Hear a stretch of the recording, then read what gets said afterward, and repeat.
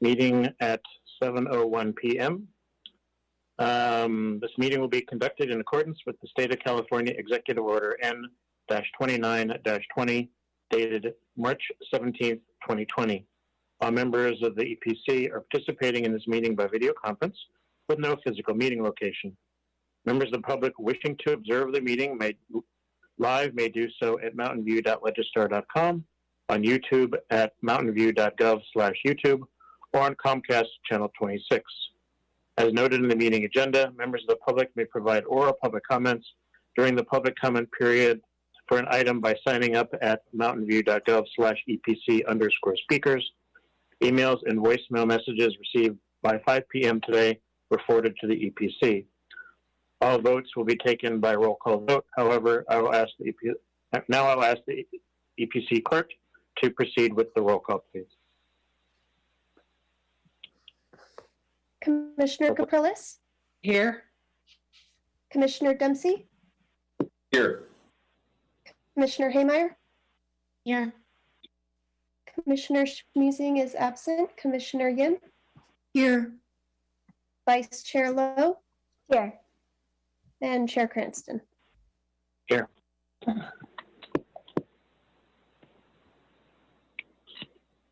Okay.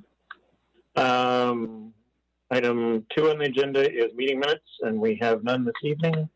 Item 3 is oral communications, item 3 is minutes. Item 4 is oral communications from the public. This portion of the meeting is reserved for persons wishing to address the EPC on any matter not on the agenda this evening. Speakers are allowed to speak on any topic for up to 3 minutes during this section. State law prohibits the Commission from acting on any non-agendized items.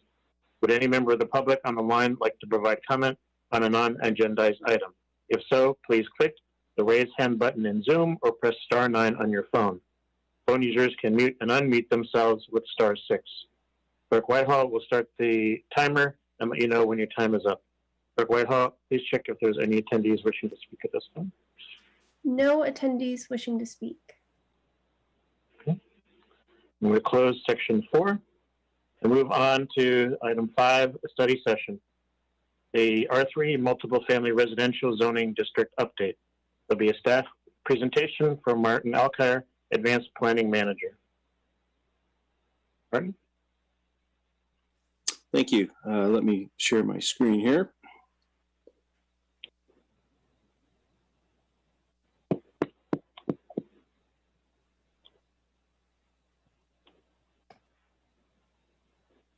Okay, I hope everyone can see that. Yep. Great. Okay, welcome everyone. Good evening. My name is Martin Alkire, a planner with the Planning Division here, City of Mountain View, and I'll be presenting an overview of the R3 project to date with several key questions.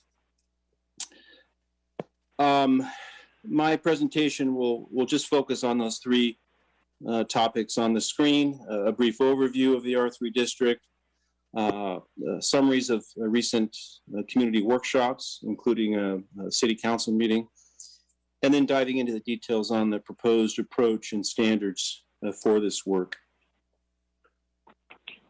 Just to orient everyone to why we're here, on the screen lists the city council goal, which is driving this project, and that is to review and propose revisions to the R3 zone standards that consider form-based zoning, incentivizing stacked flats, and updated row house guidelines. And that is what we've been working towards since we started this project.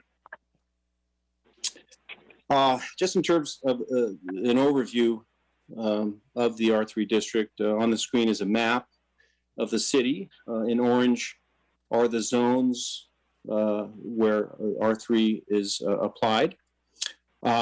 There's a wide variety of different residential types in the R3 area: apartments, row houses, townhouses, duplexes, small lot single family, really a wide variety.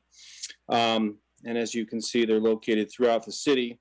Most of these R3 zone properties have older structures on them, mostly built from the 50s to the 70s.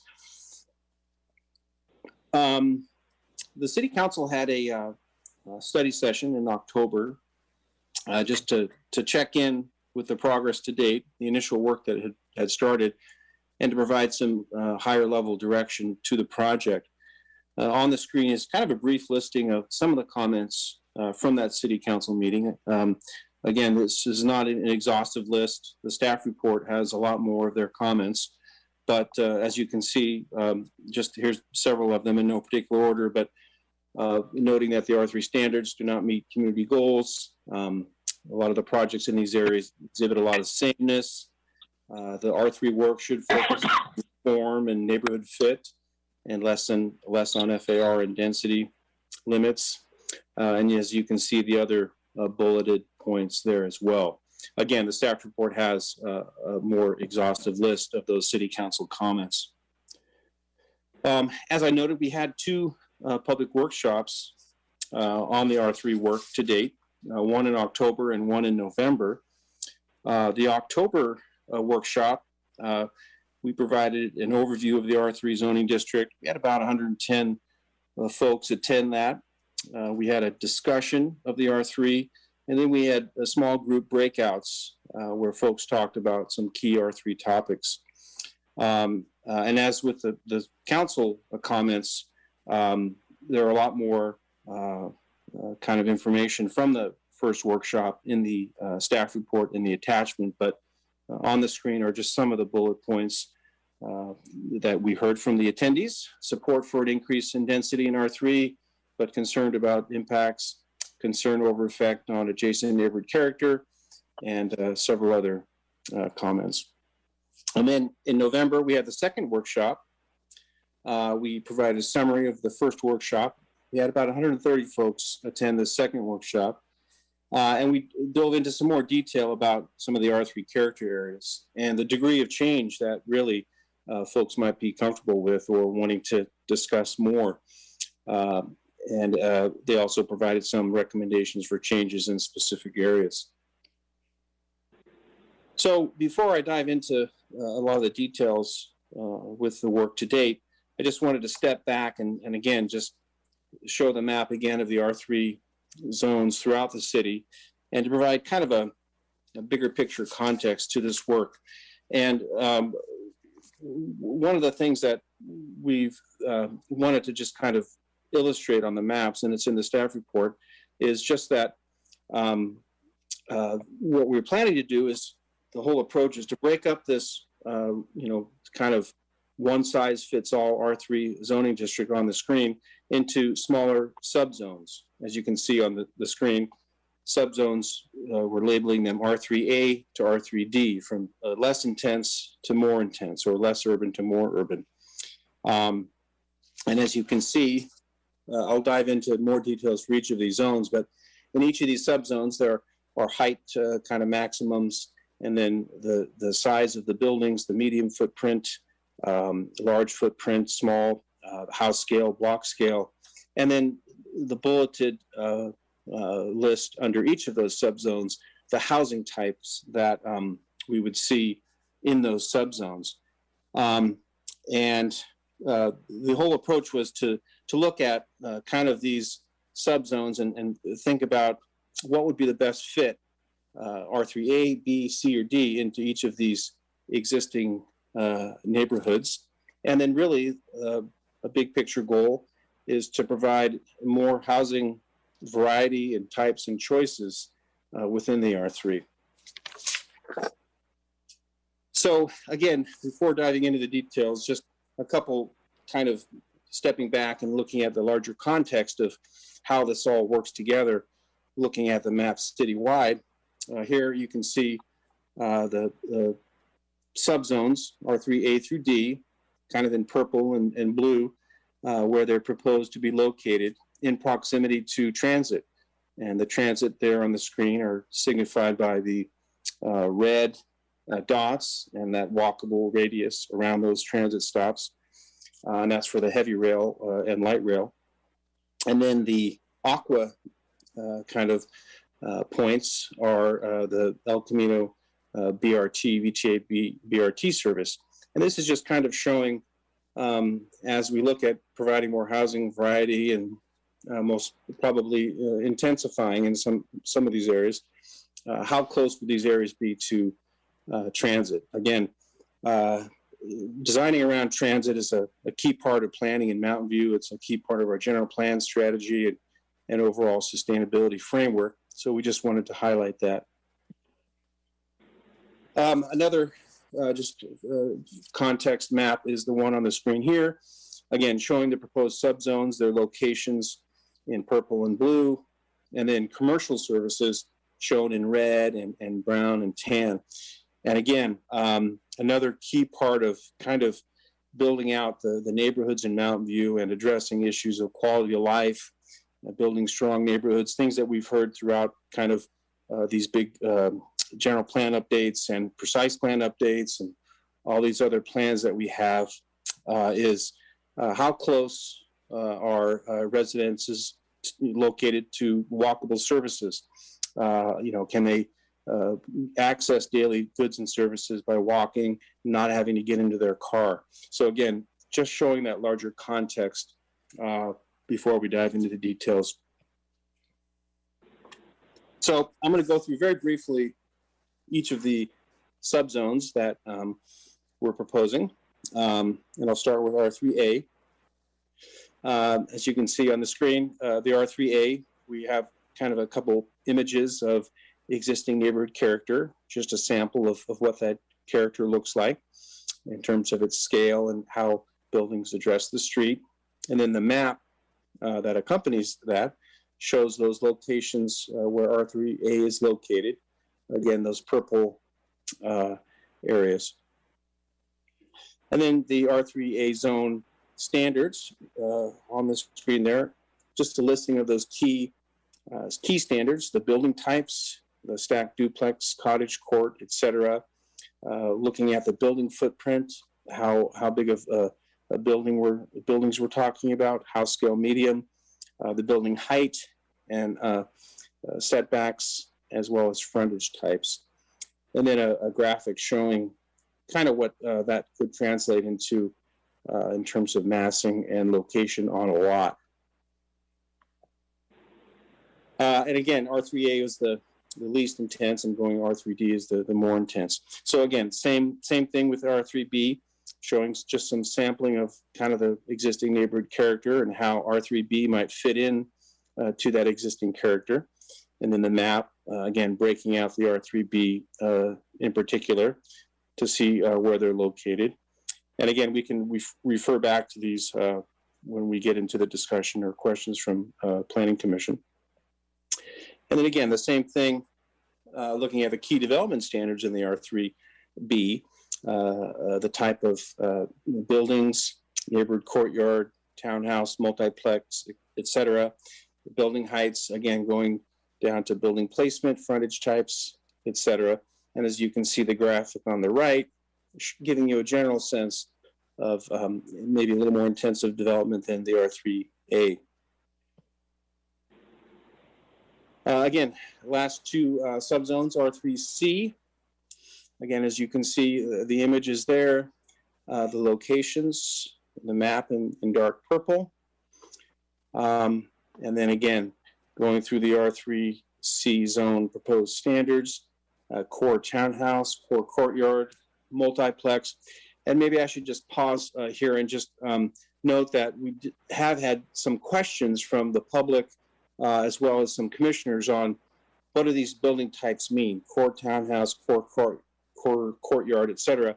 So we attached to the EPC questions and responses that we sent out to the planning commissioners today kind of a poster from the Opticos team that kind of described each of those building types graphically and with text. And we will post that information on the website as well, so the general public can understand with a little more detail what those really mean. Again, key development standards, the heights, the frontages, that type of thing. And then as you can see on the image, you know, getting a lot more bulk and mass than the R3A and B. And then finally, R3D, the most intense, again, existing character and how that might fit in to that existing context, showing the map where that could be located. And then the standards, the core courtyard, the mid-rise, the building heights, etc. And again, the graphic there to help folks visualize that a little bit better. So again, we can talk more about these as we get into the discussion and questions. One thing I wanted to bring up, and we noted in the staff report, is this issue of overlay zones. And the R3 district has two overlay zones. And an overlay zone is essentially an additional layer of zoning requirements, I guess you could say, that fit on top of the base R3 zoning district. And there's two types, one addressing height, signified by H on our zoning map, and another one called special design, signified by SD. So the map that you see here, the locations where the height overlay zones are located within the R3 are shown in blue. The special design overlay is shown in red. So for the height overlay zone areas, staff is recommending that, or suggesting that we maintain the height limits within this overlay zone. The overlay zone restricts height on future development in the R3, either to 1 story or 2 stories. And this is kind of a legacy overlay zone where it was established years ago in response to or a concern over how new R3, the heights of new R3 development might impact surrounding properties. So that's the whole purpose why that height overlay was put onto some of those properties. So to respect that, staff is suggesting we maintain those height limits, either 1 story or 2 story, but we supplement that with some of the new R3 standards. That is, allow a new greater variety of housing types, perhaps reduce setbacks, whatever it is, but still respect that existing height limit. For the special design overlay, again, those were established because concerns over how surrounding environmental conditions might affect the livability of those properties. And if you look on the screen, the red areas, the special design overlay was established for properties that were either impacted by noise from freeways or from rail, or were adjacent to industrial uses, and there might be concern over odor or operational impacts. So we're suggesting, as outlined in the staff report, that we could kind of replace that SD designation with new R3 standards. And the reason is that this would provide more flexibility to those property owners in terms of developing it, and with newer building technologies, soundproofing of windows, newer HVAC technologies, that those could.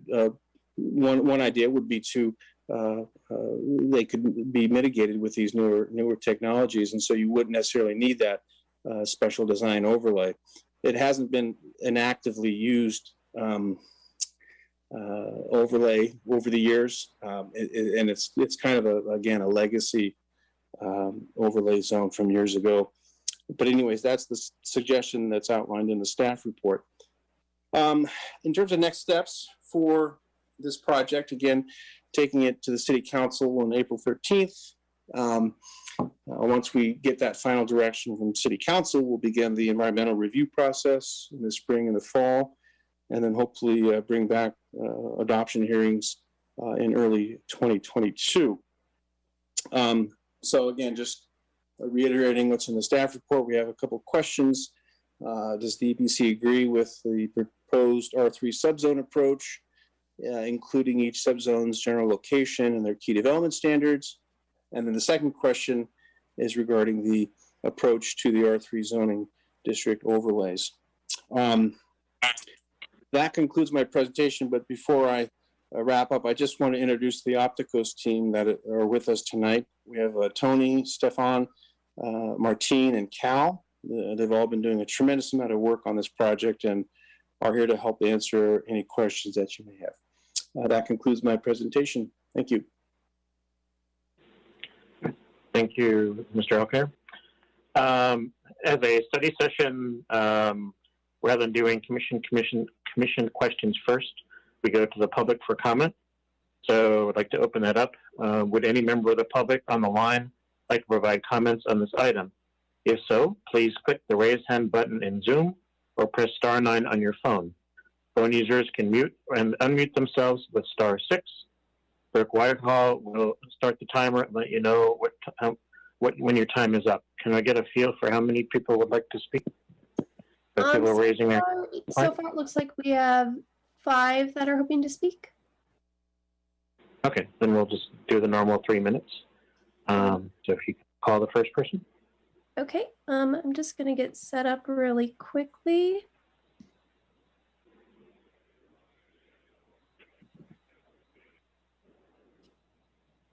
Oh. My apologies.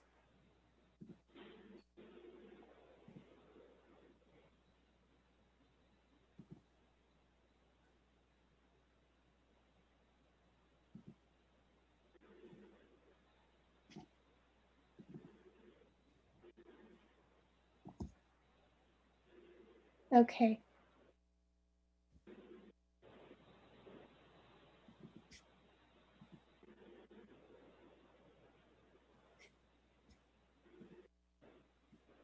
Sorry, having a little technical difficulty. All right, Bruce England, I'm going to allow you to talk. You can go ahead. Okay, you hear me okay? Yes. Okay. Hi, Bruce England speaking for Mountain View Coalition for Sustainable Planning and Green Streets MV. The changes that you're looking at for R3 look really good. It's pretty complicated, so I've been trying my best to get my head around all the details. But for our 2 groups, we are especially interested in taking advantage of the changes to R3 zoning that you're talking about now, to also talk about streetscapes and greening our streetscapes in general. And we're used to the idea that projects tend to be discussed right at the project sites themselves and just end at the sidewalk or at the street. And for those of you who were in the city council meeting last night, you know there was a lot of discussion about this idea of greening the streets and increasing park space and open space and all of that. And the idea of creating green streets where people who are walking and biking around our city are actually in greenery, in landscaping, instead of having to go to a separate place like a park to experience it. We'd really like to see that, but it means taking into account for any of these R3 projects what happens all the way out to the street, not just ending at the perimeter of the project site. And we're also, our letter points out an interest in lighting controls. High lighting can affect wildlife and human mental health too. And biodiversity, paying attention to that, and landscaping choices for native, drought tolerant, and pollinator friendly, all those kind of things. So it's just in general, if you could think in your designing the R3 zoning codes and regulations, thinking beyond just the perimeter of the project sites, that would be wonderful. Thank you. Thank you. Okay. Corey Smith.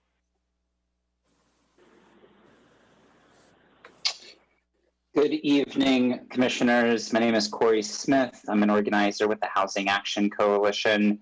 We're a nonprofit that advocates for more homes at all income levels around the entire Bay Area.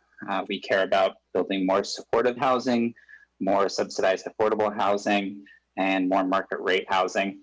And we are participating in these conversations all over the region. And while there are many questions that I know all of you have and leaders around the entire Bay Area and frankly the state of California have, it is a really important conversation. And when we look at the last 30, 40 years of Bay Area planning, the situation we're in right now, our affordability and displacement crisis, is totally predictable. And it was not one thing that got us into this problem. It's not one thing that will get us out of this problem. Zoning and zoning reform and the idea of, hey, maybe our cities and towns can allow for more people is certainly a step in the right direction and one that we absolutely support. And there's a number of other things that do need to happen in order to get the communities that are inclusive and affordable for everybody. A couple of things I just want to highlight about the conversation that I know you're having and thinking about that is really critical. First and foremost, while there's no single solution to our affordability and displacement crisis, no solution exists without adding a lot more housing.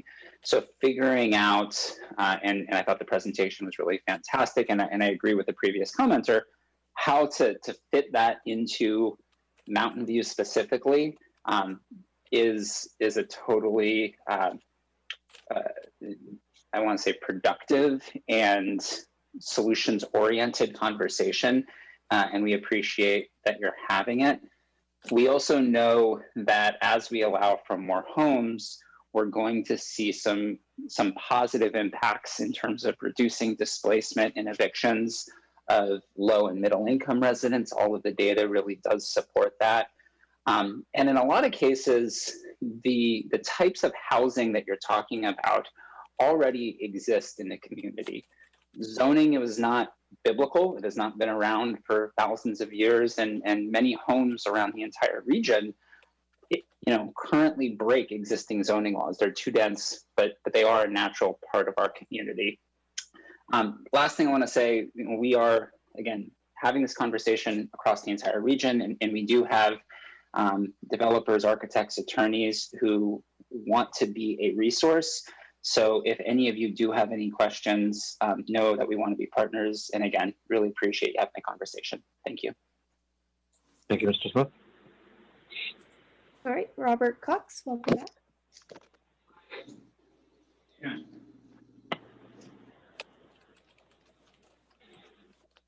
So, can you hear me? There's pizza options. Yeah.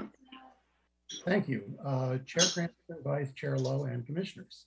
Thank you for the opportunity to address you on the R3 zoning.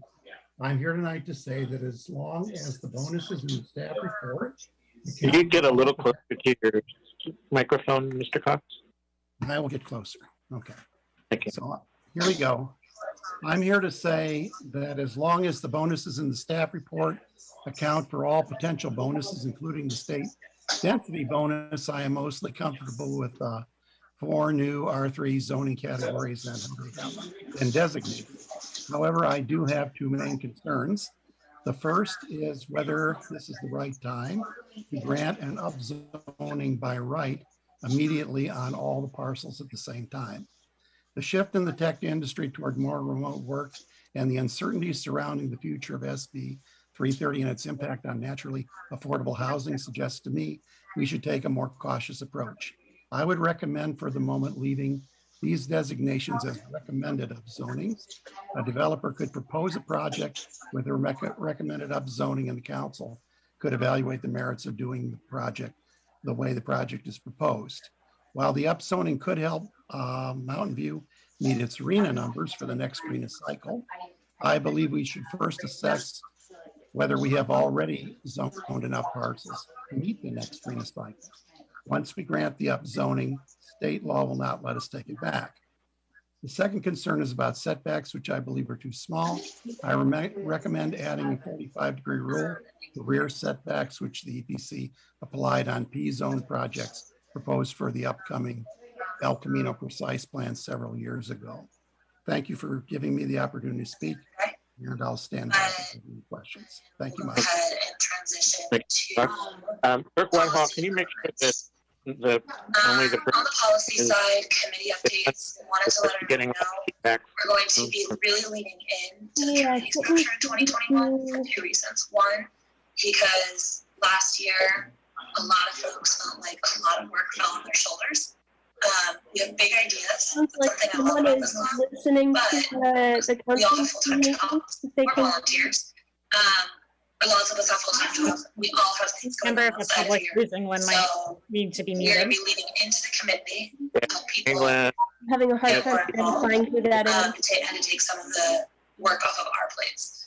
We will also be Corey Smith is the other reason to lean into the committees is because we want to boost membership. Bob has some really lofty goals. I'll share them getting his piece. But part of the way we get to Yeah, I believe higher it's membership numbers and membership retention is by getting people about it and feeling like they're doing something and moving. Thank you. All right. My apologies. Okay. Next speaker. Yes. So next is Adam Klett. Hello, commissioners and staff. Thanks for the opportunity to address you today. I just wanted to thank staff for giving us this report. I had an opportunity to read over this a little bit before this this commission. And one thing I just wanted to point out is that some of the densest neighborhoods called out in the rezoning are the furthest away from some of the transit hubs. So, you know, we're talking about building a lot of housing here in Mountain View, and I have concerns about how these people are going to have a good quality of life without a car-centric lifestyle if they're so far away from these transit hubs. So certainly get a plan for public transit and bike connections to the rest of the city. Obviously, the city meeting, so I'm going to try to pay attention to that until. Mr. England, can you mute your phone, please? *6.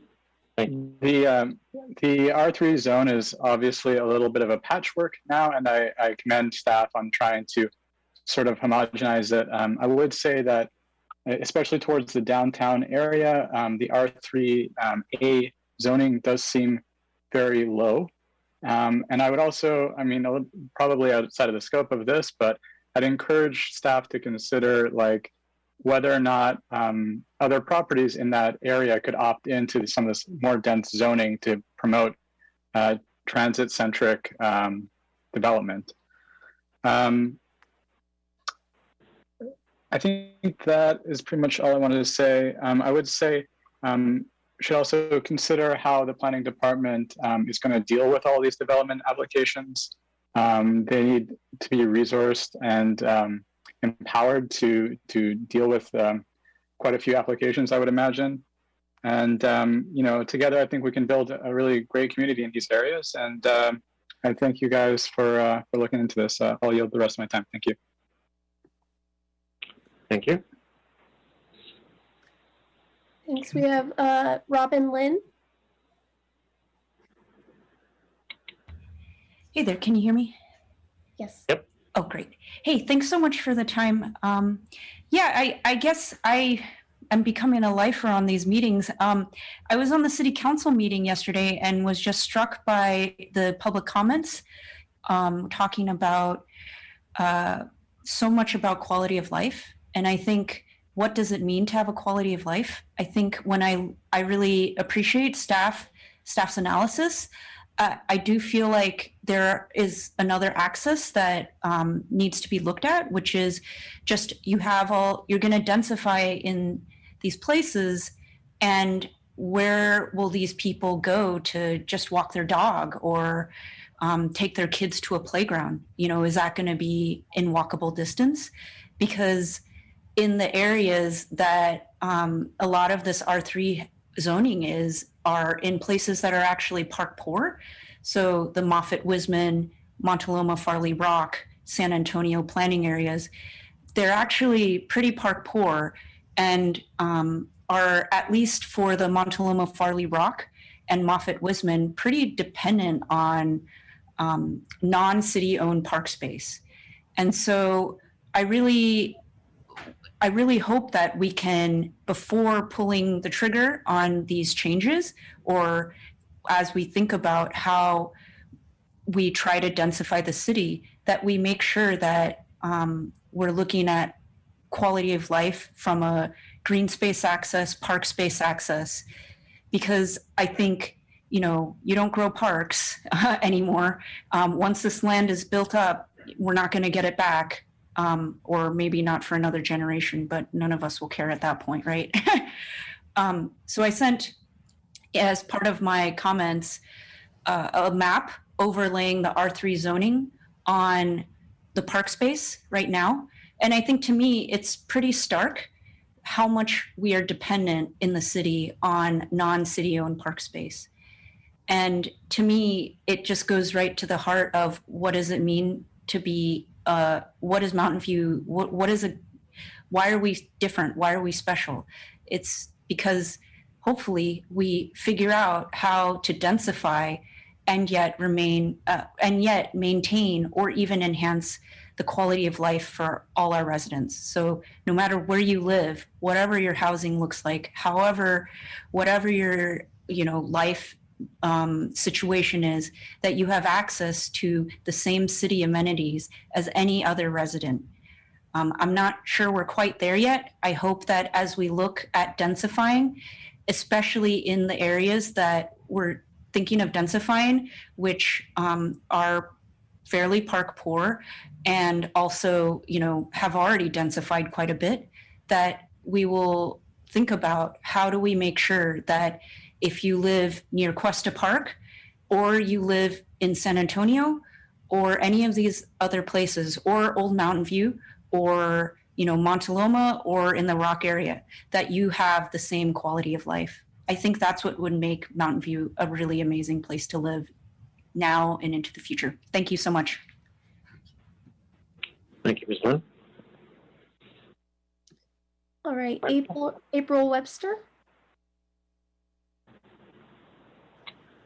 Hello.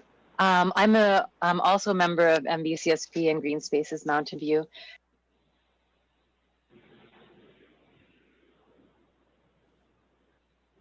Did we lose you, Ms. Webster? Oh, can you hear me? Oh, you're Sorry, back. I was busy talking away. I thought I had hit the unmute. I just want to say I'm also a member of Green Spaces Mountain View and MVCSP, and I wanted to key off what things that both Robin and Bruce had to say, and just to think a bit more. I guess when planning our built environment, to think a bit more holistically about the space that we live in the context of the environment in our community. Buildings don't really exist in isolation, and so how those connect us to our green spaces, how that connects us to transportation, I think is really important to think about when taking that into account when doing planning. And I would like to emphasize that as thinking more holistically in an integrative manner when working on this sort of policy. That's all I wanted to say. Thank you. Thank you. All right, Alexander Brown. Help. Yeah, I'm personally all D all the time. I think that density is fine. I'm not afraid of it. But also, I agree with several of the previous speakers. I don't have a dog personally, but I would love to put a collar on and walk myself through a park. And the more amenities that I have access to and that my neighbors have access to, the better. I think that that they're right. R3 zoning areas do not have the resources that certain other parts of the cities do. And that's a reason to provide those resources to everyone, to make it more equitable and spread the love. And not a means of saying, oh, therefore we shouldn't do stuff here, or we should only do stuff. Let's not use this as an excuse to not act or to slow down or to prevent people from coming and living in Mountain View, but to help more people to take advantage of the things that make life great. Thanks. Oh, also weird buildings. Make them weird. Make them look interesting. They're boring right now. Come on. Okay. Thank you. Okay, Forrest Linebarger. Yes, hi, can you hear me? Yes. Yes. Well, I want to thank you guys all for this very good work. It was, this is my first meeting, and I got a chance to look over the staff report, and I was very impressed with the hard work that's been done so far. I have some experience in land use, but I'm not affiliated with any group in Mountain View or otherwise. But I did want to say a couple things. I'm familiar with the jobs housing imbalance and the problems that we're having and the scale of this problem. And it seems to me that we're being a little too timid, that we should really be expanding this R3D zone, R3C zone, expand more. We're just doing these on the farthest away lots and largest lots. I just don't think we're going to be able to meet the housing needs at this level. And I understand there's a lot of history behind this. We've had decades of slow growth movements, also keeping those overlays. Those were due to slow growth time periods, although those don't affect very many properties. I feel like being a little more aggressive would be great. I also wanted to say Green Streets, give a shout out for Bruce England. I think that is a good idea to incorporate those as well. And then also wanted to say there is a sameness about what's going on in the designs in Mountain View, and I think breaking that stranglehold. And I saw mention of that in the report, but not in the verbal meeting. I think that is a very good idea to open up wider design opportunities in the city. But thank you very much, and good work, you guys. Thank you. Great, Mitch Mankin.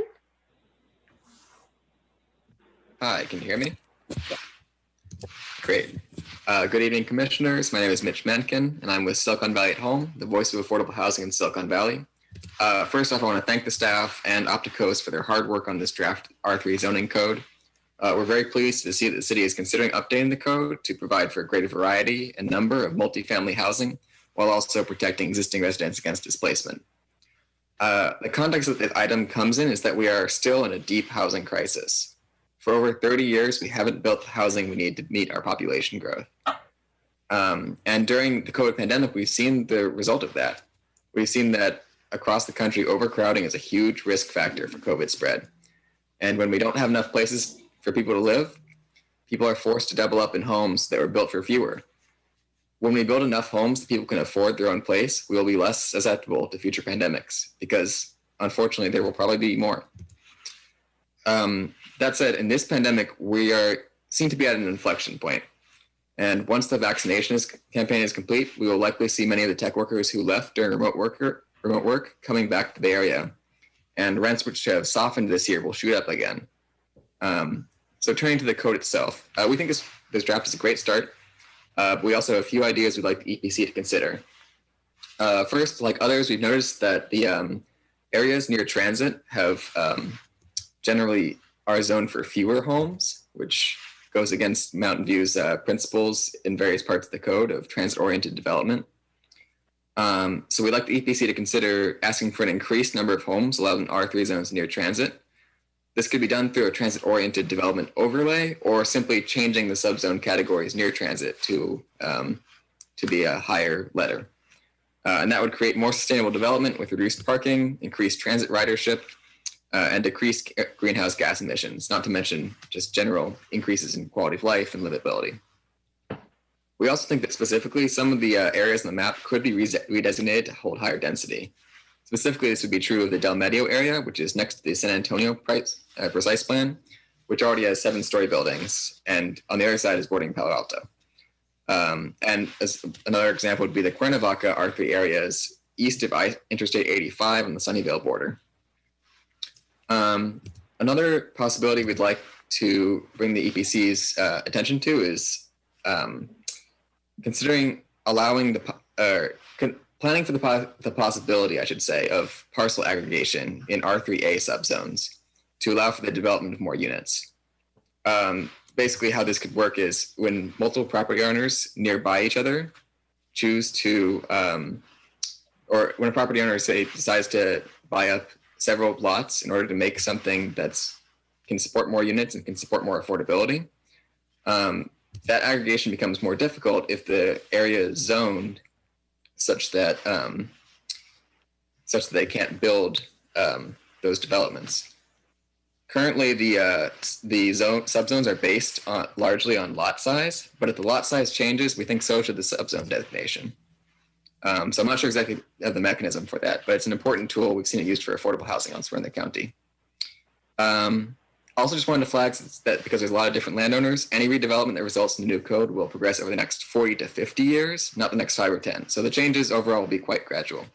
But thank you for your time, and we look forward to seeing how the draft progresses. Thank you. Great. Yang Li.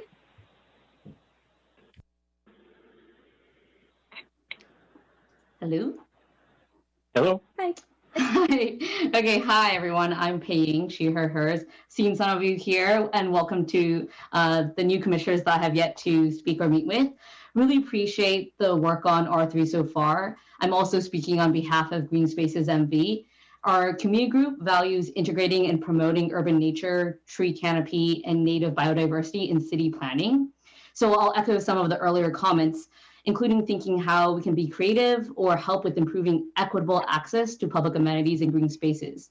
So given the dearth of park lands, loss of necessary biodiversity, and the importance of greenery to our health, especially as the city develops, Green Spaces MV actively supports any opportunity to explicitly incorporate green, nature-based, biodiverse sensitive infrastructure. We hope to leverage the power and the benefits of urban nature in these new R3 standards and guidelines for future development. The vision is to have nature at our doorsteps. Nearby nature, it will positively impact our public health and ecosystem health, and really benefit current and future generations of people and wildlife in Mountain View. Mountain View, our city, has a foundation for walkable, tree-lined streetscapes and ecological preservation. So we do really hope that this foundation inspires design standards for architectural variety, frontages, and landscapes. In recognizing that future residents or current residents will be in close proximity, sharing walls, and possibly have less open space, especially in high density areas, could we possibly manifest the power and benefits of the urban nature? Especially if heritage trees, large trees, mature trees are removed. Maybe consider guidelines to include living walls, green roofs, more native trees and native plant screens, and living gardens for privacy and noise buffers. Also considerations for dark sky and bird safe design. After reading the staff report, which was really great, I am personally looking forward to the design handbook, and will encourage considerations for guidelines or expectations that promote lighting standards, tree canopy, and native plant options, which is inspired by North Bayshore's native plant palette. And I'm also looking forward to the update in the community tree master plan. Overall, I'm also looking forward to these new subzones for R3. Thank you very much. Thank you. Great. Salim Demirci. Hi, I'm Salim. I work in Mountain View, and I'm a member of Mountain View YIMBY. So I'm not speaking on their behalf tonight. So I largely agree with a lot of the comments that have already been made. There are two things I'd like to add. One is I really hope that you think long-term about what Mountain View will look like in 30, 50 years. So, the last time R3 zoning was updated was 30 years ago.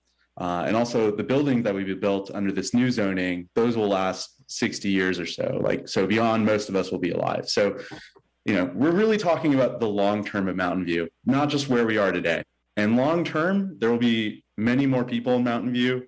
Housing will be even more in demand than it is today. And one thing I'm concerned about is that the R3 zoning had a feasibility analysis based on current economic conditions, but we're pretty confident under the Plan Bay Area 2050 that there will be even more people demanding homes in areas like Mountain View. And so it'll likely be the case that we will need even more homes than we currently are projecting. So I think long-term economic feasibility might require even laxer standards in terms of building heights in general. Parking requirements, I think, should be reduced. And also, eliminating the density per acre requirements as well. I think those will all be helpful in making sure that we have enough homes for the long term, and also that it'll still be economically feasible, many decades down the line. The second thing I'd like to add is in line with what a lot of people have already said, which is, there should be a lot more density near transit. I used to live near the Caltrain station on Central Avenue. And it is just wild to me that there are 2-story apartment buildings there, and that's the densest it gets.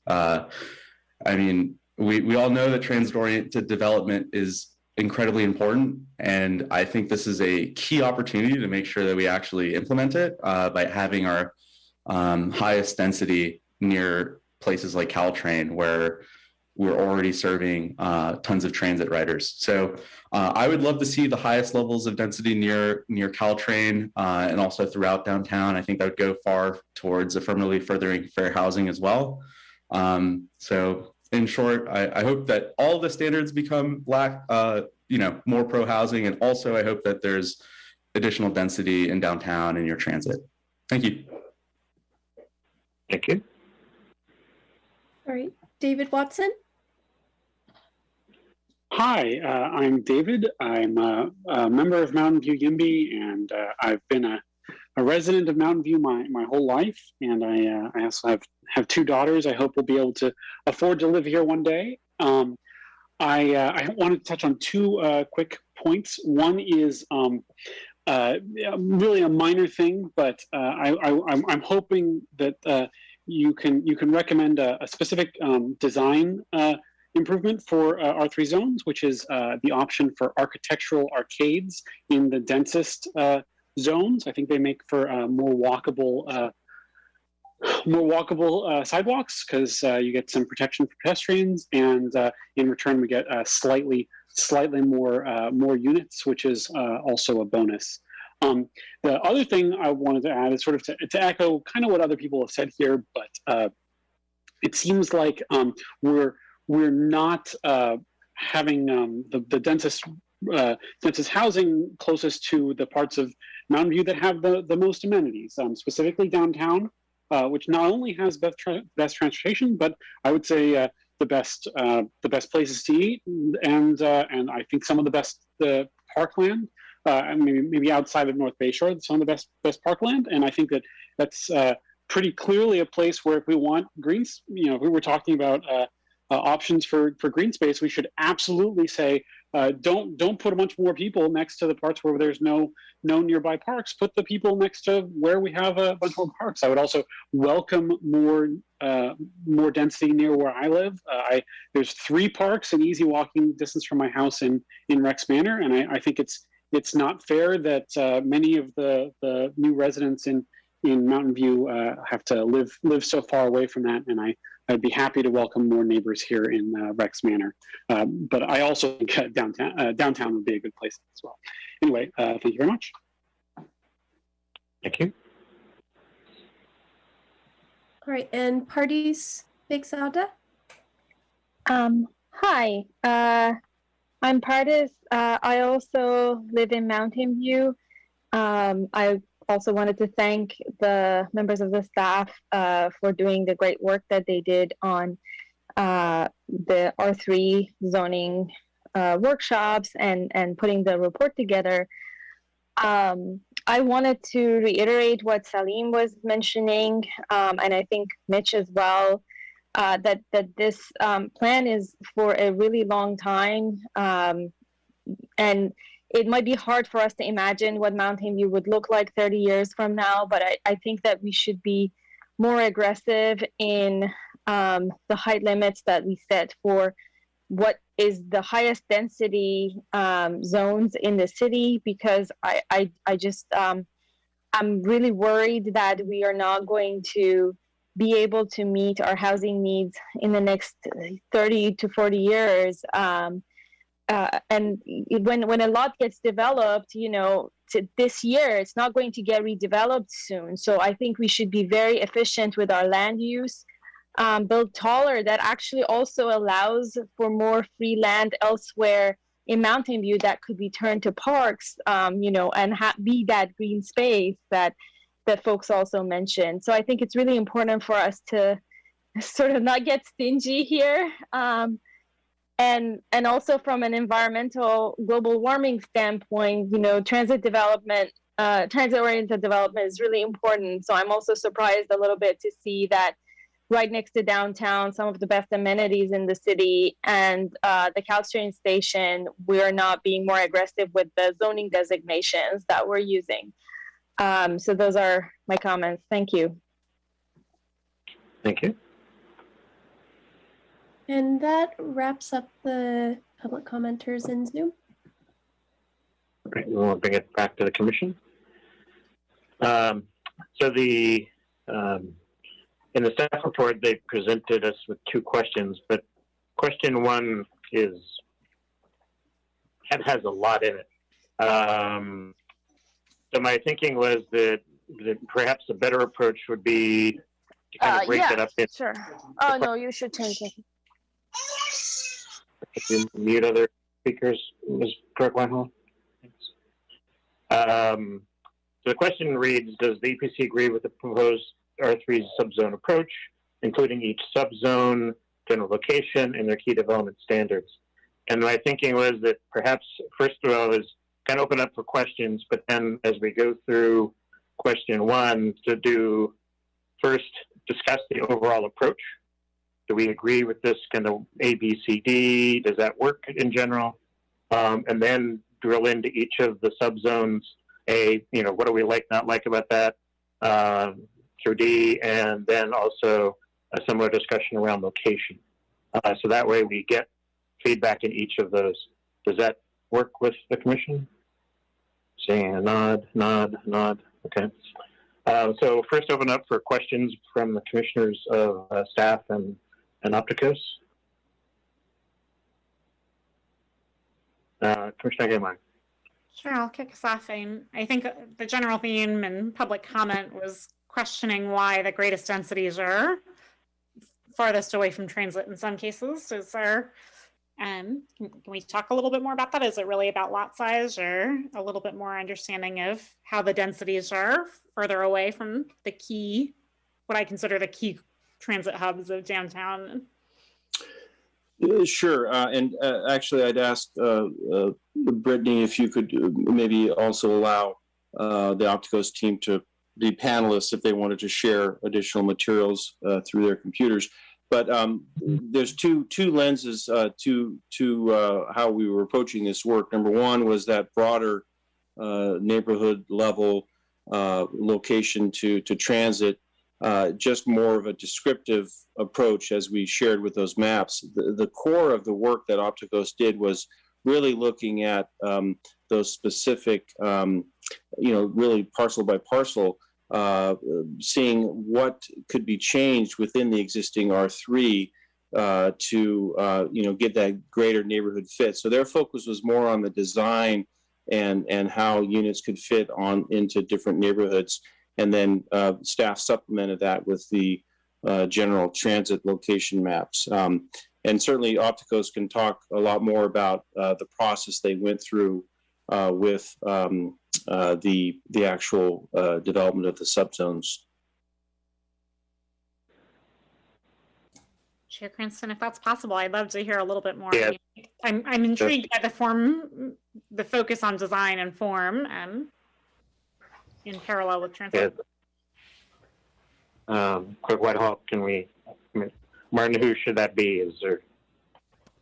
I'm happy to answer that. Oh, great, thanks. Yeah, I'm Tony Perez of Opticos Design. Thank you, Chair Cranston and EPC commissioners and everybody on the meeting. Thank you for your observations and your encouragement to be more. To do more with this R3 zone, and it's really been on our minds to do that. But what you're seeing in this pattern of people feeling like there's not enough intensity near the transit or near downtown is a combination of factors. One is certainly existing lot sizes, but the other is what the R3 is across the street from or behind, or next to. In many cities that we've worked in, this is one of those situations where I think an earlier commenter said it very well. It's a patchwork. The R3 is certainly a patchwork pattern. There really isn't one flowing pattern to it. It's intertwined with all these different existing zoning districts and an existing physical character that may not change. So that certainly influenced our thinking. So we erred on the side of being a little more conservative with the types of subzones that we're recommending here. It doesn't mean it couldn't increase a little bit here and there, or add another building type as a choice within each zone. But that is, just in a short answer, that is at the core of our approach. The physical character that exists, and likely won't change as much as the R3, and then what can the R3 actually accommodate physically on the parcels that we have. And I also want to add to one of the commenters earlier, talking about parcel assembly. Parcel assembly can happen already. It just may not be really obvious and explicit, but in this approach with different building types, the building types are they're coordinated to the lot sizes that you have in the different zoning districts, different areas. I mean, of the R3, and so you can actually already apply a bigger building type than maybe that lot would accommodate by assembling 2 lots and putting that bigger building type on it. So that approach is already integrated into our thinking. It's just not super obvious right now. We haven't gotten to that level. Chair Cranston, can I just ask a quick follow-up? Yes. So can you talk, you mentioned some other clients, and I think a lot of the public commenters were talking about this is the long haul planning. In your experience working with other cities, once an R3 zoning ordinances change, like what is the typical, how soon have you seen changes or requests for new projects? Is it pretty gradual? Is it longer term? Do you have any experience that you can share? Oh yeah, unfortunately this is a long-term business that we're all in. And however, in the Bay Area, as compared to the rest of the country, that's accelerated. It's different, of course, but I think that, typically it's a little longer term, so a couple of years, several years before you see anything being applied for, but we get the sense that with the strong interest in Mountain View and the high property values in Mountain View, that it's nearer term than longer term in Mountain View.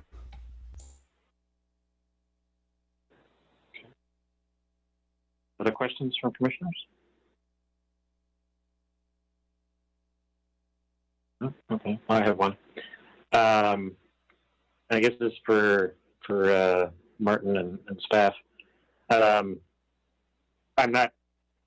think a lot of good work was done here, but I will admit that it's somewhat different than what I was anticipating seeing. Part of the original R3 discussion came up after the passage of the rent control ordinance, essentially triggered a wave of conversions of essentially rent-controlled apartment buildings into townhomes. And that was easy to do because it was all within the R3 zoning. There wasn't anything special associated with it. And we saw a rash of these take place. As staff mentioned in the report, 2 things, both the change of the BMR rating from 10 to 15%, actually I think it's 20% for townhomes, and the passage of SB 330 has slowed that down. So I guess my question is, do you feel, and I'm really interested in your answer, do you feel that you have guidance from council to try to re-accelerate that conversion of these essentially rent-controlled properties into more dense properties? Or are we looking at something that's supposed to be kind of neutral? And how does the potential expiration of SB 330 in 2025 affect this? So, Mr. Alkier. Sure. No, those are all good questions, and it's definitely, as you mentioned, that there was a trend that we saw. The move to row houses and how much that was accelerating. The conversion of existing apartment stock, and that really, to your point, really gave genesis to the city council's desire to see this project and why they made it a key goal. Nevertheless, that issue aside, although it's still obviously a dynamic, the R3 district, just standing alone, regardless of those issues, the R3 codes are very outdated in terms of their ability to really incentivize kind of a wider variety of housing types and choices and variety and density. So the hope is that with this new update and these different subzones and all those different types of housing types that we outlined in the subzones, that will provide that long-term greater variety of housing choices to really address a whole number of different housing policy goals. So yeah, just to sum up, you certainly acknowledge your comment, and it's valid, but there's also other larger long-term goals that I think this project will realize. Okay, so if I can, it sounds like it's kind of related to Commissioner Hayemeyer's question. You don't have guidance from council that it should be press on the gas fast, or let it kind of happen, let it happen more gradually over time. You don't have a sense from council as to if they have a preference for the pace of change. At this point, we're just bringing forward the analysis and the options for them, and certainly we'll hear from them in April, more direction or comments on that issue. Thank you. Vice Chair Lowe. Thank you, Chair. I want to thank staff and the consultant for the great work they've done.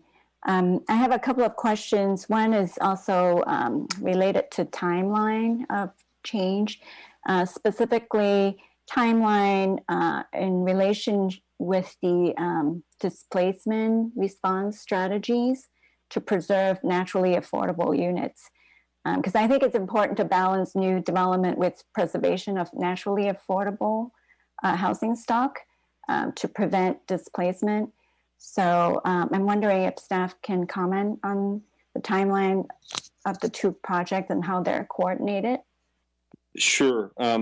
So we have been working, the R3 team has been working very closely with the Housing Division, and the Housing Division is leading the work on the displacement policies. So we've been coordinating, like I said, very, very closely actually, and making sure we're working together and or know what each is doing basically. And again, we are trying to, through the R3 work, trying to generate, as I said, more variety, more options, more residential capacity through new building types. But we're also very aware of the need to limit impacts and displacement. So when we conclude our work with the R3, at that same time, the displacement policies will be brought forward to the City Council, and again, being coordinated together, and will be applied, citywide, and that will also address the R3 zone work as well. Am I hearing you say that the city is intending to implement both around the same time? Yes, I mean they're going to be. I don't have the exact timing, but we do want them to be generally coordinated so that everyone is aware of. That we're trying to accomplish two goals. Like I said, generate more residential units, but also limit displacement. So there will be strategies through the displacement policy work that will apply to R3 to address that issue. Thank you. And then with regard to, pace of change, I was wondering if you can comment on what Mr. Robert Cox brought up about the provisional rezoning approach, where we're not, blanket the changes to all the R3 zones, but do it kind of like a as needed basis as developers come forth to, apply for project. Do you have any comments on that? Well, I mean, certainly, we hadn't thought of that idea. certainly, if the commission feels strongly that that is an approach that you'd like to forward to the city council for their consideration and discussion, we could certainly do some additional work on that, but it hasn't been part of our analysis to date. Okay, thank you. That's it for now. Commissioner Ian. Thank you. Thank you to staff and Opticos. I know this is a complicated project, and I can see how you got to where you did and how difficult it must have been. So kudos to all those efforts. I appreciate a lot of what you've done. I do, in general, like the idea of the subzones, having subzones. I like that there will be form-based codes potentially. I would caution against over-prescribing those codes. We don't want to have the same building over and over again. I like that we are trying to get the design handbook and the guidelines together, making it easier for developers to understand what to expect clearly early on. I like that we're trying to get a variety of housing and that we are trying to perhaps get more choices in housing areas, so on and so forth, and to work towards more affordable housing. And an important part, as others have mentioned, is to decrease the displacement. And I had asked a question to staff, and I think Martin had touched upon it.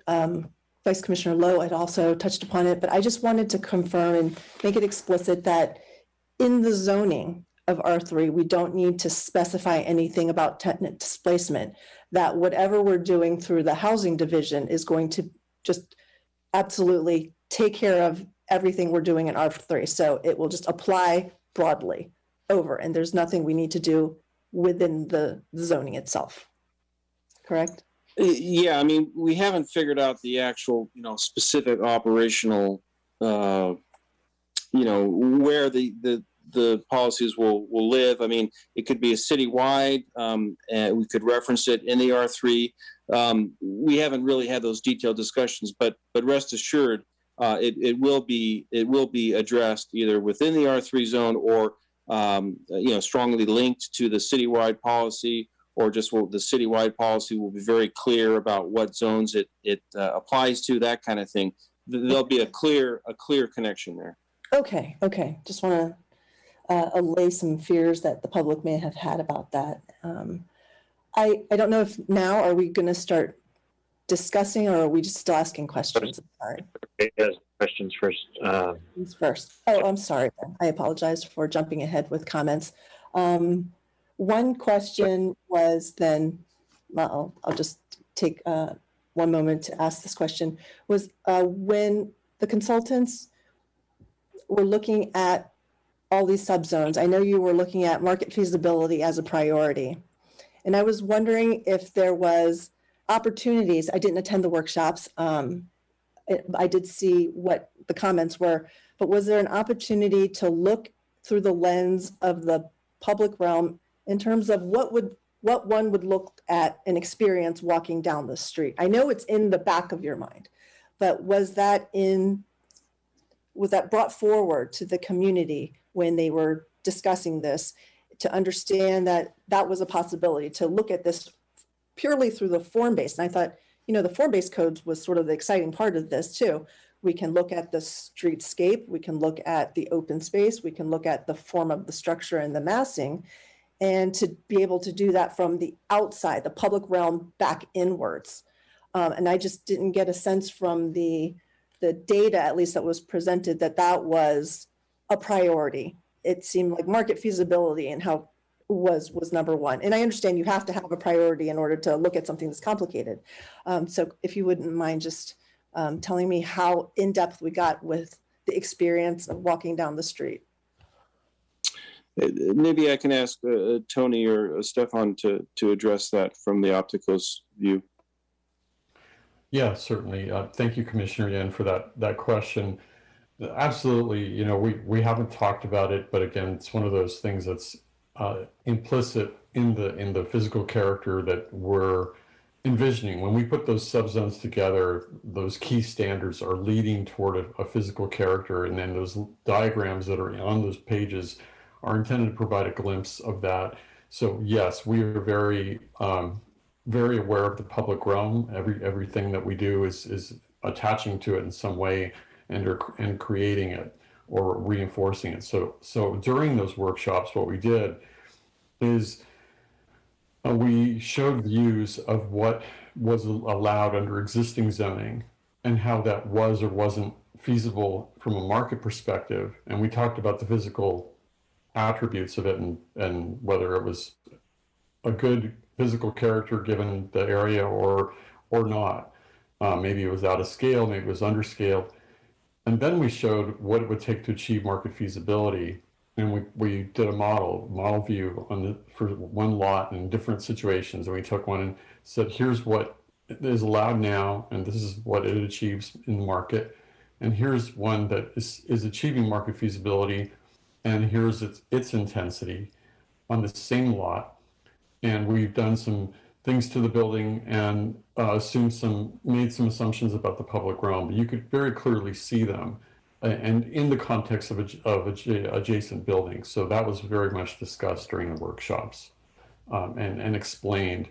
I think that, you know, over and over we hear, and believe me, it's on our list to deal with the public realm in this form-based code. That is on the list of topics to make sure that gets addressed through the standards for every project. Okay, great. I'm happy to hear that. Thank you.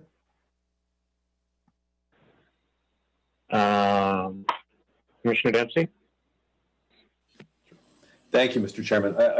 I think I know the answer to this, but I want to follow along and ask a very similar question to what Commissioner Yin did. I just wanted to confirm that when you did the analysis and you sort of distributed the various subzones throughout the city as you did, was traffic impact any part of the consideration? That level of analysis isn't there yet. The transportation team will take a look at it, but we have enough experience with the intensities of these types of buildings and these types of environments to understand where parking is likely to be a bigger concern than others, where on-street parking is already stressed and we need to not rely on it. But in terms of traffic generation rates and all of that, no, that has not yet been applied. So what we're really seeing then on the map is sort of, it all comes back to the market feasibility. It's what you can fit where, not necessarily what you know would work where. We know that it will work physically, not just market-wise. So there's a balance there. What you're seeing isn't just what the market says will work. We straddle that line. We offer the choice in each subzone of building types that produce what the market feasibility is telling us as of this year and last fall, and then also building types that are a little underneath that. So let's say the market drops and people want to do a little less intense building, but it's still more intense than what the R3 currently allows. Each of the zones, that's why it has at least 2 building types in there to choose from, so that you can do more intense or less intense, but it's all more intense than the current R3 zone. And I think that's something that I was hoping to get the opportunity to talk about that, Commissioner Dempsey, that earlier, there've been a lot of comments. A big repeating theme tonight is about not enough intensity. And I think when people look at the most intense subzone that is in this framework that we're proposing for your consideration, I think it's easy to say, well, it's not all like that, so somehow we're leaving something on the table and not doing as much as we could. But it's a little more subtle than that. Even the R3A, the lower intensity subzone, the least intense subzone of the 4, is already more intense than the R3 itself. So you're beginning above what the R3 allows. And let me give you an example. So currently on many small parcels, you can't even do 2 units. but under the new R3A, you could do 4, you could do 6. That's a huge increase from not being able to do a 2 at all, and you multiply that across a number of parcels. I appreciate, we all appreciate the concern about intensifying more, and we think that there is opportunity to do that, but intensifying more isn't the same everywhere across the R3 zone. And I'm not suggesting you were saying that. I just wanted to take that opportunity to follow up on that. And I have one more comment on this, but I'll save it for the end. Commissioner Caprillis. You're on mute. Apologies. Just to clarify where we're looking at more of the open space and all of the green requirements as well. Is that further down the line as well? As I was listening to the discussion tonight, certainly I think we can add some more information on that, and that would be presented later in some fashion. Yes. Okay. Yeah, I just didn't know if we were at that level yet. Then just one brief follow-up, I guess, for Tony, Mr. Perez. You mentioned small lots. I guess that had come up in some of the speakers' questions when this was originally presented to council. So you're saying that somebody with I think I remember somebody had like a 7,000 square foot lot, and they couldn't even couldn't even do a duplex there.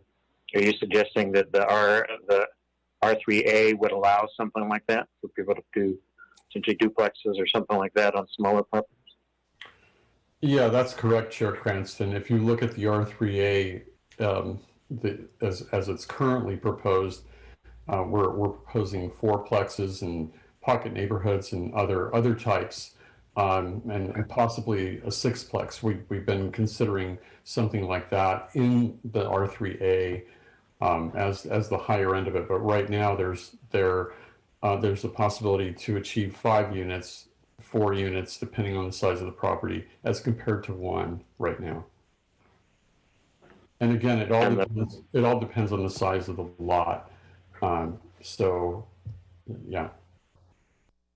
And I guess that, and the flip side of that was one of the comments from council early on was a concern about what we end up with is, thousands of studios and 1-bedrooms, and that we don't get anything for families. Have you considered that, and is that still something out in the future? How do we address that?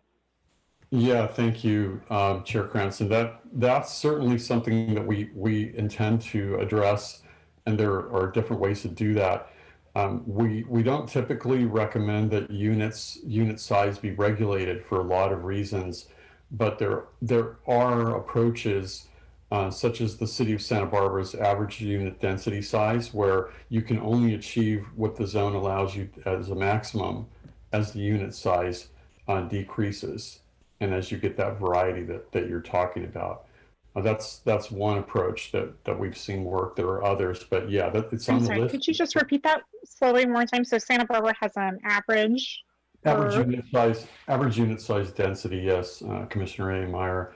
Yeah, and how it works is, let's say that the density is 30, just for discussion purposes.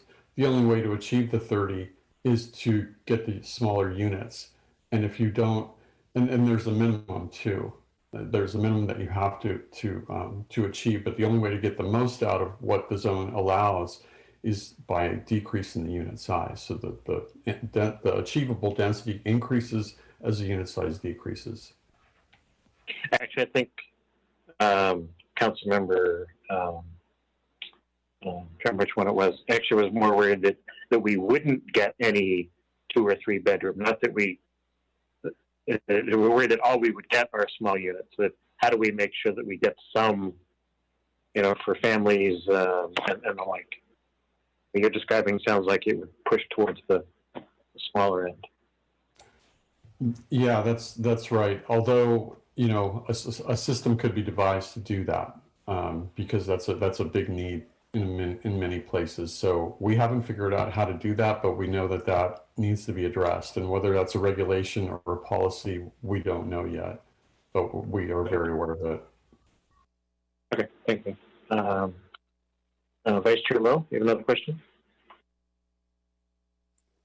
I have a question related to the design handbook. I see that Commissioner Yin also has her hands up. If her question is more related to what we're talking about now, she can go first. No, that's okay. Go ahead. Okay, thanks. Yeah, I was excited to see that the R3 team will be working on a design handbook. I think that will go a long way in ensuring that we have some really good designs and mitigate some of these sameness complaints. The staff report touched upon the city's limited ability to impose what's called non-objective development guidelines. So I'm just wondering how much of the handbook content will be what the city can require versus what the city can recommend. Can someone say more about that? Sure. Yes, that's correct per the staff report. You know, based on the recent legislation, you know, we can't, you know, enforce subjective standards. They have to be objective standards. And so, you know, we will have the objective standards in the form-based code, in the R3 zone code. The handbook will include, you know, some guidelines and kind of more subjective standards. And though it won't be necessarily legally enforceable, it will set the expectation kind of for developers and for the community, you know, of what we want to see. So again, hoping that it will be, you know, both an expectation, but also maybe a toolkit that developers could say, you know, let's use this idea. This could work. We know the community would like to see that. So again, nothing that we can strictly enforce, but could still have value in terms of setting that expectation and direction.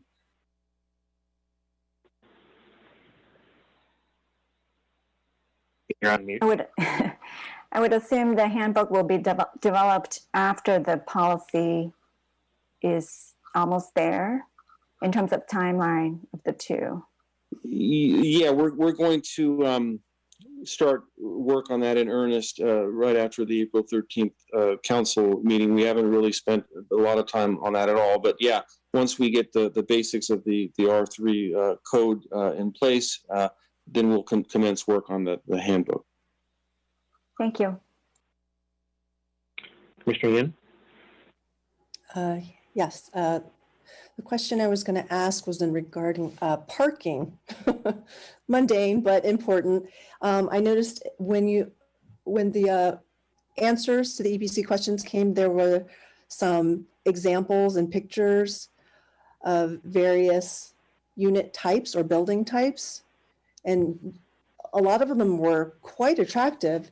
And I was wondering, in a lot of them, there was no parking shown. So I am imagining that they're in back alleys or there's a court somewhere, but then it said if you had a front garden court, then you are therefore sort of getting rid of any rear court. So in looking at setbacks and the building heights, building placements, did you also consider the number of parking spaces and how much space that would take and in what style it would be housed? Yeah, thank you, Commissioner Yin. Certainly. So the way we approach parking is that each building is on its lot and it has to satisfy its parking requirement. So if it has, let's say, just again for purpose of discussion, if it has 10 units in it and the requirement is 1.5 spaces per unit, it's going to need 15 spaces. Those 15 spaces need to happen on the lot that is accommodating that building, not somewhere else, not in a big parking lot. The idea is to make lots and buildings that develop a public realm with the parking away from the public realm, so the public realm is showing the building. That's one reason maybe you found those examples attractive, is that parking wasn't in front of them, distracting and taking away from the public realm. It was the public realm attaching to the front of that building and its facade. And so the parking is either down the side, in the back, in some cases in the podium, depending on the size of the building, or if a developer chooses to put it underground, which we don't require that, but that may be something they want to do. So yeah, it just depends on the building.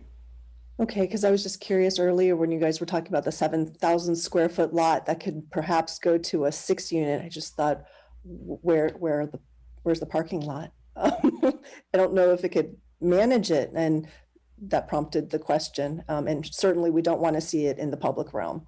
And I was afraid that the courtyards would then be a court of parking. Yeah, no. And that's there's a lot of, I will say there are a lot of interpretations of the courtyard type that do that and say, oh, there's the courtyard. It's actually a courtyard for parking. Yeah. But no, the way that we propose the standards and that we write standards for that type, the parking needs to be away from that. And generally, our approach to the parking location is the same as the building location. So if building placement is important, so is parking placement, because it can so easily detract from everything else that you've done, which is great. And all of a sudden now the parking location takes all that away. Okay, thank you. Commissioner Dempsey, another question? Yeah, this is more of maybe just a request for staff. In the supplemental data we were provided, there was some really excellent data on kind of units and acreage in R3 that I actually found really interesting. And I don't think we saw this for the subzones, but and if it is in there, forgive me, and I missed it, you can point it out to me. But if we don't have it, I'd actually be very curious in the next iteration to see kind of a chart that breaks out for subzone A, subzone B, C, and D, how much acreage it takes up, how many units it has there currently, and how many we think it could add. Like that kind of data, I think would be really, really interesting, particularly because we may, in the next iteration again, want to start talking about, well, do we need a little bit more of A, or do we have too much D? Are we asking D to do too much work? Like that would actually be a really interesting conversation, and I would just love to see that data. So staff, next go around, if we could do that, I would find that very useful. Certainly, that's something the staff can provide. Yep. Okay, another question, Commissioner Yin? Yeah, sorry, this is a big topic, and so lots of questions just come up even through discussion. And because it covers so much of the city and would last so long, it just seems like an important thing. So as many people noted in public comments, and I'd seen myself, when looking at the sort of the walking radius, the catchment areas that were drawn in relation to the highest density R3, C, and D, they are away from transit areas. Now, what's your professional take on adding so much density over such a large acreage in areas that are lacking in transit? Yeah, thank you, Commissioner Yin. The approach that we took was in locating the R3D in particular is we tried to find locations where that could fit nearest the transit, but the parcel sizes nearest the transit are either too small for those bigger footprint buildings, because that's part of what, density is talked about, but the other thing that goes along with density is building size in terms of the footprint that needs to accommodate the bigger buildings. So those bigger buildings have a wider footprint, deeper footprint than the other buildings.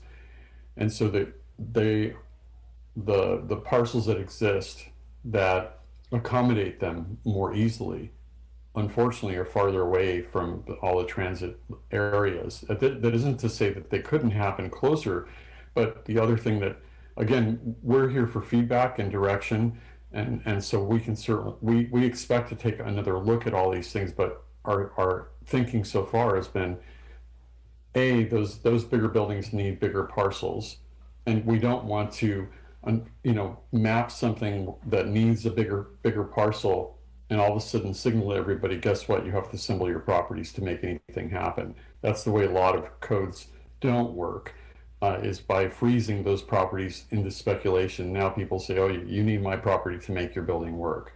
So we've first looked at all the parcels that exist that are large enough to hold those now. And then secondly, the other thing that moved those R3D areas away from the transit, again, not to our liking, but the reality of it as it currently stands, is what all those parcels are existing next to. There's a lot of single family housing in and around all these areas. And we feel we have some areas where maybe we went too far, and maybe we need to crank that back. But so if it seems counterintuitive why these R3Ds are farthest away, it's those primarily those two factors right now. But again, there's more process to go, and maybe that needs to be looked at again and differently. No, I appreciate the difficulty. It's the reality is the reality. We don't want to change that. That's the assessment. And then what we do from there is a different story. But it is good to know what is what. Thank you. Commissioner Dempsey, another question? Maybe there's just a comment, and I'll say it really quick. Perhaps one thing at least worth thinking about is if we're, and I agree that there is definitely a surprising amount of R1 space when I look at the little circles around existing transit. One of the things I think would be really at least worth talking about, at least for bus stops. What if we at least had a little bit of a conversation about moving the bus stop? Instead of trying to put a bunch of buildings next to the bus stop, if there's better places to put those buildings, can we ask about moving the bus stop? Like the one that's out by San Antonio, can we just scooch that half a mile, towards Sunnyvale, and then it'd be sitting right in front of a huge block of blue, right? And that might be a little cheaper. So anyway, I think we shouldn't just assume for Caltrain, you ain't gonna move that. But for bus stops, we should at least consider maybe it would be more efficient to actually move the bus stop. That's it. All right. So the first part of staff's question was on the proposed subzone approach overall. So what staff and Opticus have proposed is essentially a 4-tier structure, with A being for smaller units and smaller lots, B being essentially giving 4 tiers up to D being the highest tier. Can I get feedback from the commissioners on do you like this approach? Do you have concerns about this approach overall before we then go into the individual categories themselves? Commissioner Caprillas? I think in general at this particular level, this is a good start. But I think as we've had the many questions and discussions and certainly public comment, it's so complex that we need to go down to the next levels to really understand what are we actually making our decisions on. I think that this is a good, like I say, it's a good start at this high level, but I think there were some areas of public concern and mine as well that we need touched on before we can just say, roll with it. I need to, make sure that we understand we have clarity around exactly the unit size. Are we just trying to hit numbers? Are we trying to look at what is needed within the community as far as unit size? So those are the open questions that I would like to see at the next level of presentation.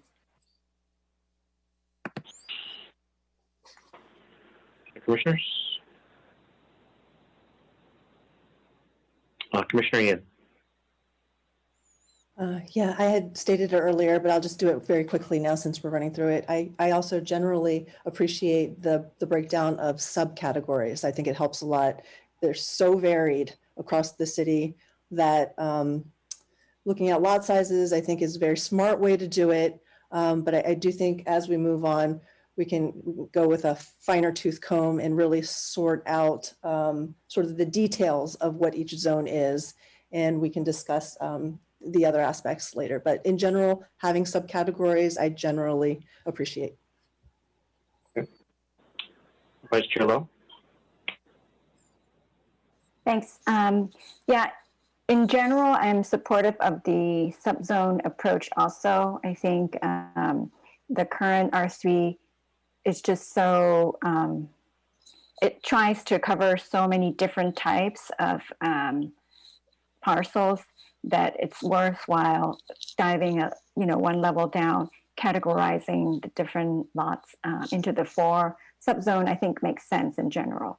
But as my colleagues said before, I think there are a lot of questions that we still need to answer. And I look forward to more discussion and more details. Thanks. Thank you.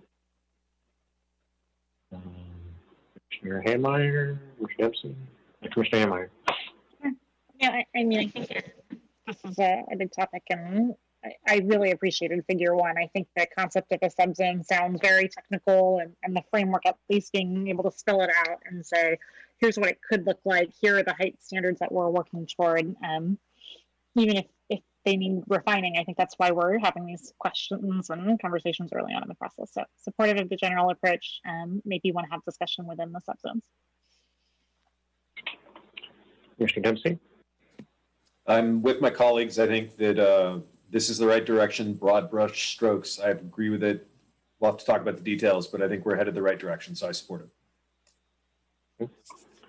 And I also agree with the overall approach. I think my kind of the one open question in my mind is kind of a question for councils is the, and it'll touch on across all of these is the how aggressive council wants to be on this migration over time to occur. If you took everything that was in the initial feasibility analysis and put all of that in every one of those things that makes it more feasible, we'd see a pretty fast rush forward. And I was struck by the fact that there's 11,700 or 11,800 units in the area, and 11,400 of them are under rent control. I know that falls into the how do we mitigate this, but there's a lot of people in the city, that are living in those homes, and if there was a sudden rush forward, we'd be displacing a lot of people all at once, and we need to be really thoughtful about how that happens. This is that's my biggest concern is pace overall. So I like the general approach, but then at a high level, you've got a lot of people in these CSFRA units that are going to be impacted by how this plays out. Okay. All right. You add anything on that? This first, Commissioner Lowe? Okay. Chair, I wanted to echo your concern about the pace of, at which we roll out these changes. I am also concerned about that too.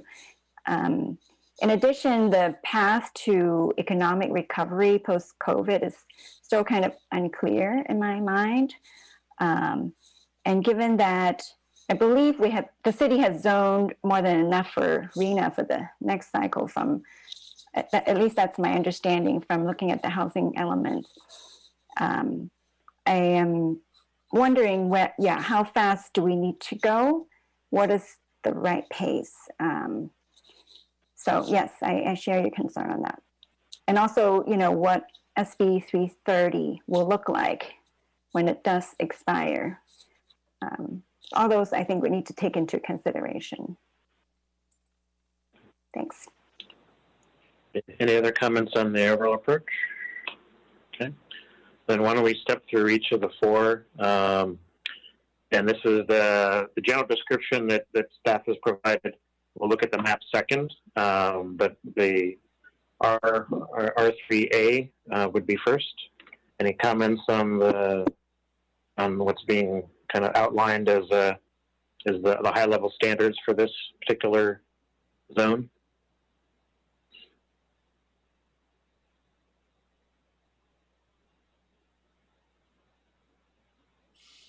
I think if everybody's more or less comfortable, obviously want to see more details. Is that fair?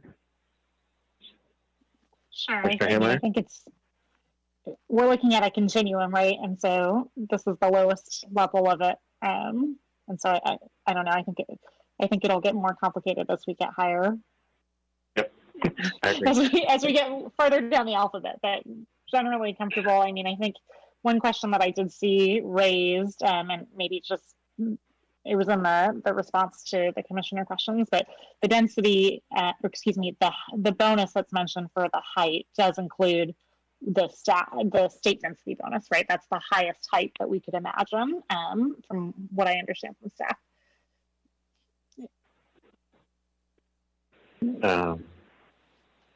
Martin or Tony? Statement. Yeah, I think that's how I read the response and what was provided to the commission, because I think in the lowest area, I think above 3 or 4, I think we said it says 3. Let me just go back to it. Yeah. 3 stories with bonus, right? Commissioner Emmeyer, yeah, we can respond to that. I'd like to ask our principal from Opticos, Stefan Pellegrini, to talk to you about density bonus, and how we're approaching it here. Thanks, Tony. This is Stefan. Can everybody hear me? Yep. Great, thanks. And thanks for a great meeting so far. So just with regards to the state density bonus, traditionally projects could apply for up to a 35% bonus. There have been some recent updates to density bonus law allowing projects up to 50% density bonus. And in some cases where there is either 100% affordability or proximity to transit, additional height bonuses that can function above that. What we're trying to do with the R3 zoning standards, which is not really reflected in the summary here, but something I think for everyone to be aware of, is to accommodate both a base condition and a bonus condition in the zoning, so that projects that are applying for the density bonus can have just a greater level of predictability about how that actually might be achieved, and what impact in terms of the physical envelope might be presented. And what we are finding is that in the 35 to 50% range, it is absolutely doable to describe increases in the zoning envelope of additional height, with the clarifications of additional setbacks, et cetera, that can accommodate that bonus. Thank you for clarifying the methodology. That's helpful. So is that fair to say for all of these, it's looking at the 35 to 55% bonus based on the parcel envelope? That's roughly your general approach? Yes, and there will be some additional locations, particularly that are within 1,200 feet of high quality transit, that where additional increases actually might be allowed, and we definitely will be looking at that as well as we craft the zoning standards in detail. And so for Mountain View, the high quality transit, is that defined as bus rapid transit? So on El Camino Real and then Caltrain stops? That's generally correct, yes. Okay, thank you. Any other feedback on the R3A? I would just agree with Commissioner Herrmeyer. In my mind, the with bonus is the number with the density bonus, and it shouldn't go past that. R3B. Any feedback on that level?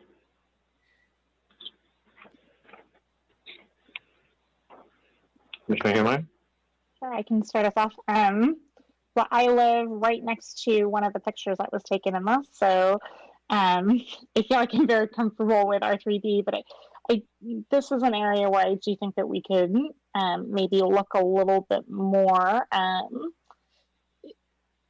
in terms, and I'm not sure, but it seems like, so the images that were shown on figure 3, the parcels that I'm familiar with, and I don't know all of the areas, all of the parcels, but they tend to be deeper lots, and I don't know if the analysis that Opticus did shows that, but it seems like these deeper lots could accommodate more of a footprint, because with the really deep lots, what's so nice about seeing the density in this wagon wheel neighborhood is that there are many lots that are hidden, and so you can do greater density, and the setback is less noticeable from the streetscape. So I don't know exactly how to give that feedback, except that I think there's more opportunity here, because I think I'm comfortable with A. I think B can go a little bit more dense and leading towards C and D. So I'm not sure exactly where to articulate the types of buildings that I see, and that I think the neighborhood courtyard, the townhomes, I think the multiplexes potentially, or I'd love to see more of those. The images were really helpful, but I think that the deeper the lot, the more there is a greater opportunity to get creative with how much you can fit on that parcel. But I just don't know the parcel analysis all over. Wagon Wheel seems to have really deep lots, and so it seems to me like there would be more opportunity here for a little bit more density. But 4-story height is fine. Katrina? Yeah, I was hesitating on commenting on them. The reason I hesitate to comment on it is because I can't help but think about it from the lens of a public realm. To me, at this point, we are asking so much of our land that the streets are such an asset that I want to make sure that we're going to do it right. We heard a lot of people talk about the greenscape, making a nice walkable area with so much area, and looking at the streets. Because I don't know where the property lines are, when I see the setbacks, it gives me some information, but I really don't know, where the property lines are. Sometimes it's behind the sidewalk, sometimes it's right to the sidewalk. I don't know what the sidewalks are. So it's hard for me to understand what these actually mean. Does that make sense? So generally, it seems reasonable. It's just, maybe it's just more information that's needed, more diagrams. I don't know. I just don't feel like I have enough information to say, yep, this is it. And also, when we're talking about the setbacks, I know there are so many different building types, and those setbacks will be different. Like if you have a courtyard versus not, if you have a rear setback, if you have a front courtyard, I can see why the rear setback gets diminished. But then if you are adjacent to a 1-story building to your back, then I worry about the sort of the light and air issue. So I don't want to get into such detail where we're looking lot by lot, but at the same time, I feel like we sort of need to run the fine-tooth comb over even the subzones to ensure that we're contextual, which is one of the big comments from the workshops. So I'm not sure how to give feedback on that other than just my concerns. Can I paraphrase? I think your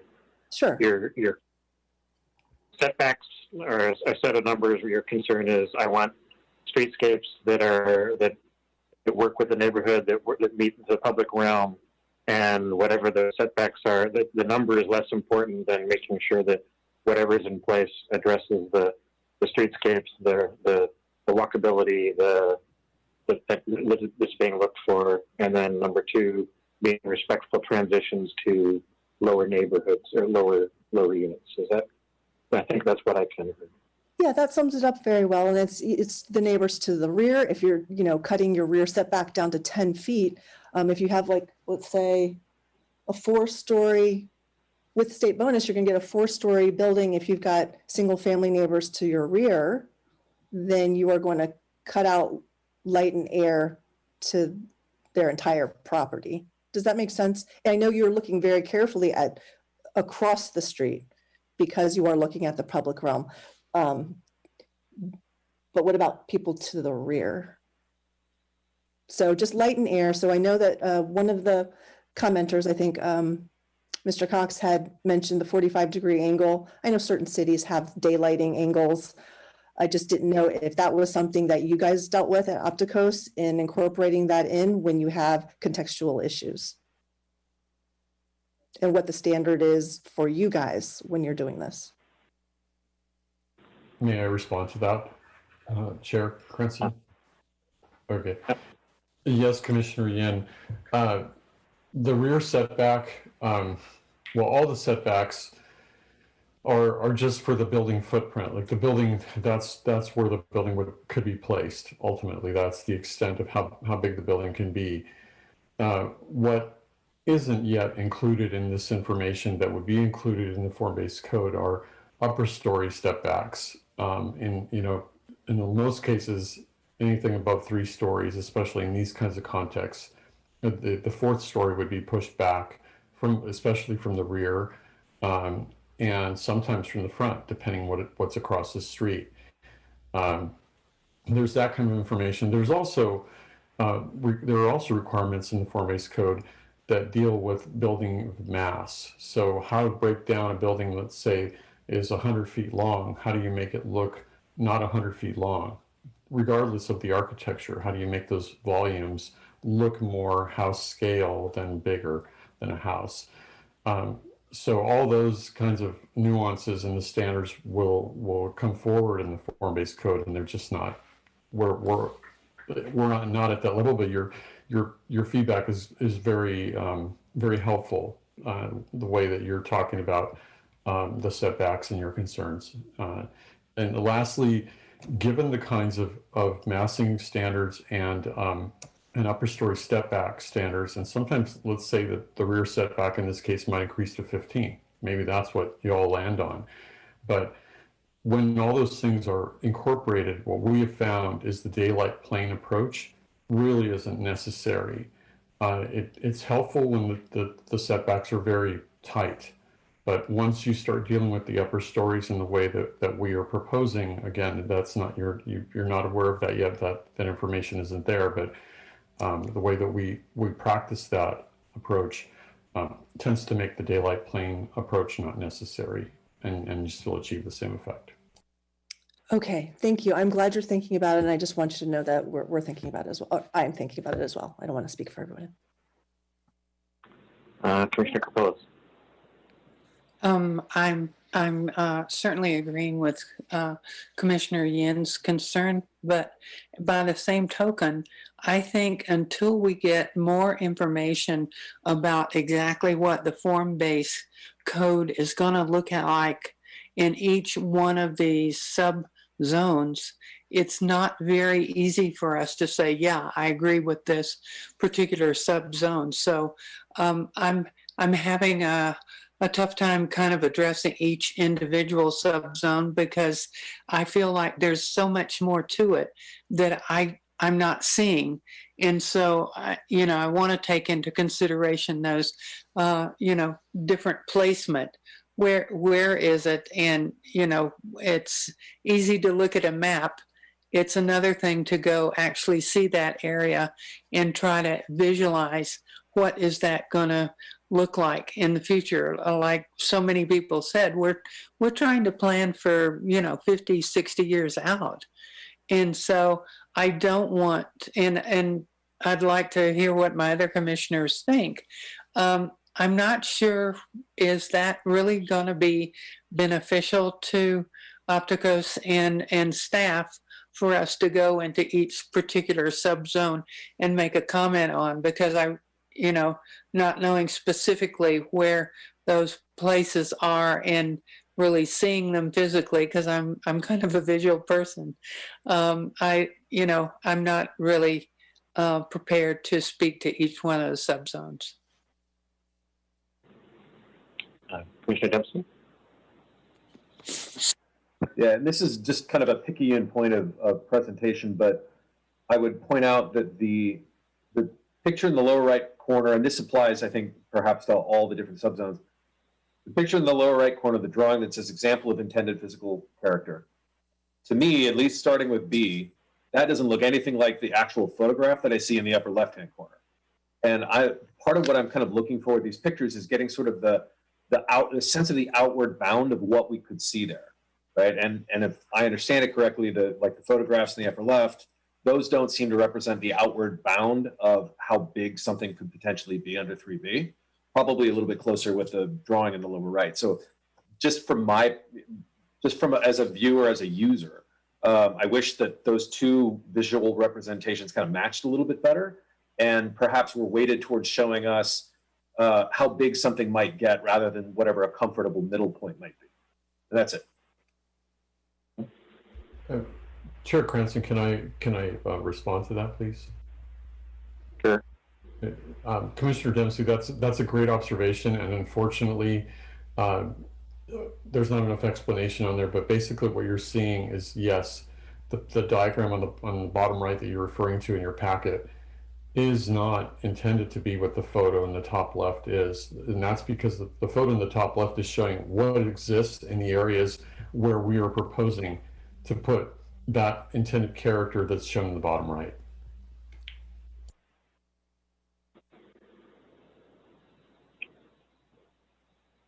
Commissioner Dempsey, is there further question or comments? No, my confusion is now cleared up. Okay. Vice Chair Lowe, any comments? I kind of share Commissioner Caprilla's feeling that it's hard. I find it hard to provide feedback at this level. Okay.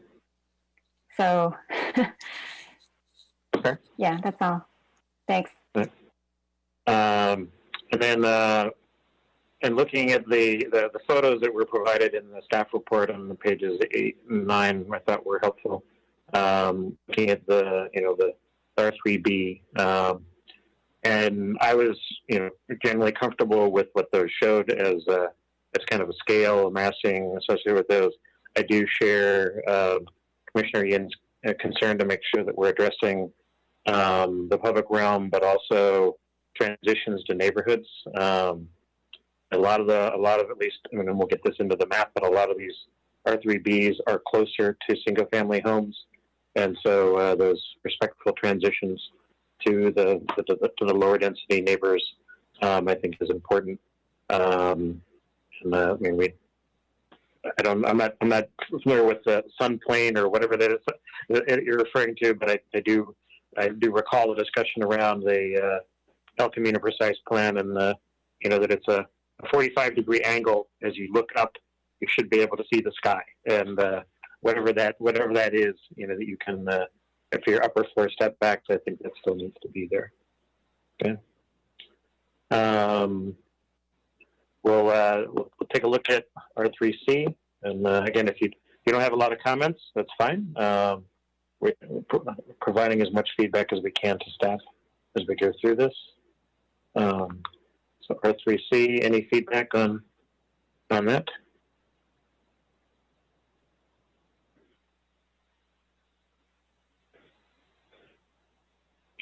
Oh, seems okay to everybody? I will take silence as consent. Okay. And then R3D. Any comments on R3D? Well, I got a comment. I'm not ready to go to 6 stories at all. That seems like a pretty dramatic change. I asked the question in the staff report as to why isn't this R4, and what I was told was R4 doesn't have form-based zoning, and so maybe we need to rename R3D R4, R4F for R4 form-based or something. But this sure looks and smells like R4 to me. It doesn't feel like something that's an R3 zone, and I'm even more concerned about the items that Commissioner Yin raised, both in streetscape, and how does that work, and how does it transition? Certainly, the fact that you've got a clustered helps, but when there is transitions to other neighborhoods, that needs to be taken into account. So I'm not in favor of going to 6 stories up to 8 myself. I think that's too dense for an R3 zoning area. Commissioner Lowe? Thanks. What struck me in the map at the top right is the big block of blue along El Camino near, I think that's Ringstorf. It's very dense, but it's not near transit. So many of these folks are going to need to drive, unfortunately. And I do like Commissioner Dempsey's idea of moving the bus stop, or maybe we need to add a bus stop there.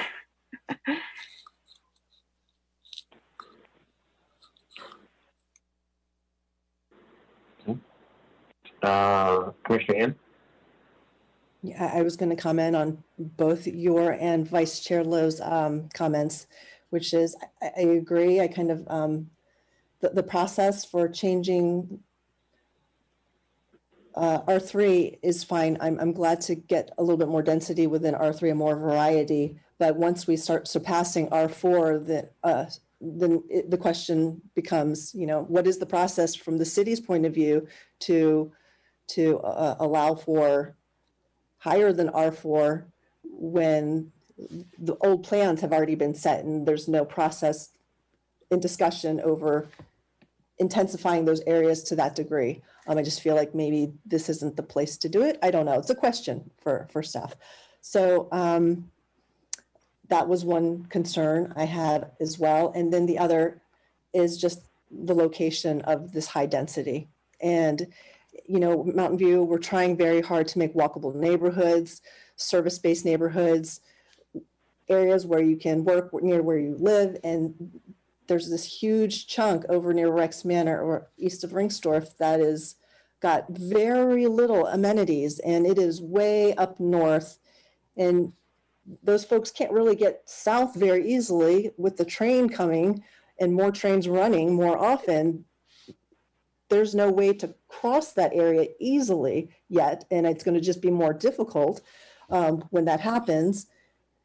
And I just feel almost like if we're going to that kind of density, we need to look at it more holistically. It needs to be like a neighborhood plan. It's going to be like a change area. And in fact, it's like I almost want a precise plan. I know it sounds ridiculous, but I feel like, well, we have to make a neighborhood out of this. It's huge. And what about the schools? What about the parks? And so it just gets me thinking about that kind of thing. I would love if we could get transportation in there and move it around so that it does become something that is transit oriented if we're going to that density. I just don't know that we can do it just from the city side, but let's get creative. Maybe that's a possibility. But before we jump into sort of some semi-permanent zoning changes, I would rather ensure that, or at least try to look at it more holistically to make sure we're not creating areas where it's just density for density's sake without any of the amenities. Or that's it. Sorry. Thank you. Commissioner Capriles? I agree with Chair Cranston regarding the heights. Having gone through 4 different precise plans, I think that when we get proposals from developers, if we say 4 stories, they're going to go to 8 stories if that's what the zoning says. And I think, to Commissioner Yin's point, we aren't going to have density for density's sake without considering the rest of the adjacent neighborhoods and the transportation and all that is involved. So I think the heights in these particular areas, we need to just be quite very questioning as to whether these are the right places for that type of high density. But I do know that when we place a range of densities in a particular zone, I can promise you that the developers are going to ask for the highest. So I think we need to be quite careful in putting that type of range within that particular zone.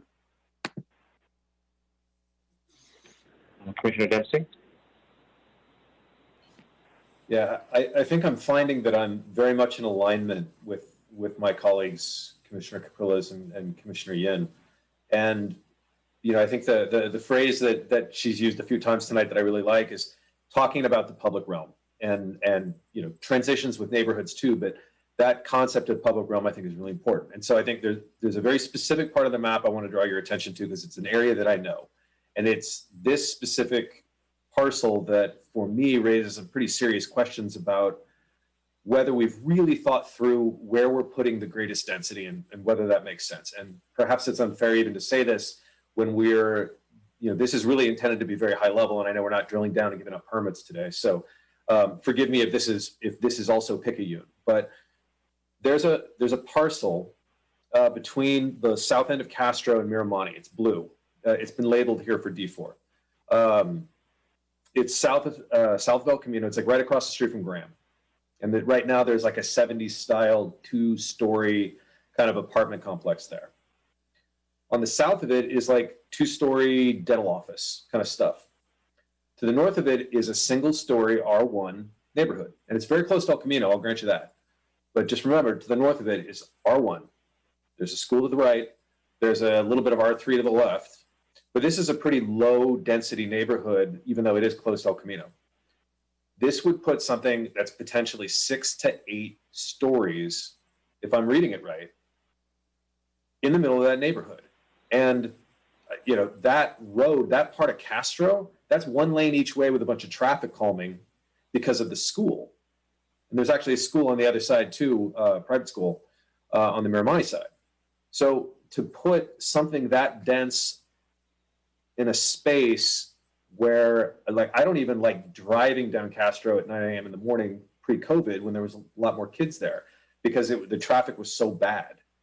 And there's a place where this proposal almost doesn't make sense to me, that there would be something proposed that dense, like literally right next to a bunch of R1. I guess I feel like I'm missing something. And so let me just finish by saying this. I think that conversation about public realm is really, really important. And I'm not sure, perhaps that's too much complexity for one study, and the next study we'll talk a little bit more about it. But I think it's really, really important. And part of the reason it's important is if we spring that much lack of transition on people, it erodes the public will and the political will to drive for more density. If it really shocks people and it just is totally out of proportion. So I think we have to be careful so that we can make sure that we always have support for more density. So thank you. Commissioner Hammond. It looks like, Tony, did you want to respond to that comment? Yeah, thank you, Commissioner Meyer. Yes, Commissioner Dempsey, it doesn't make sense because that's an error. I saw a comment today about that, and I'm sorry that I haven't seen that before, but that's my fault. That's a mapping mistake of that blue area that you're talking about. That really should be R3B, not R3D, next to those 1-story houses all around across from the school. That makes a ton more sense. Okay. I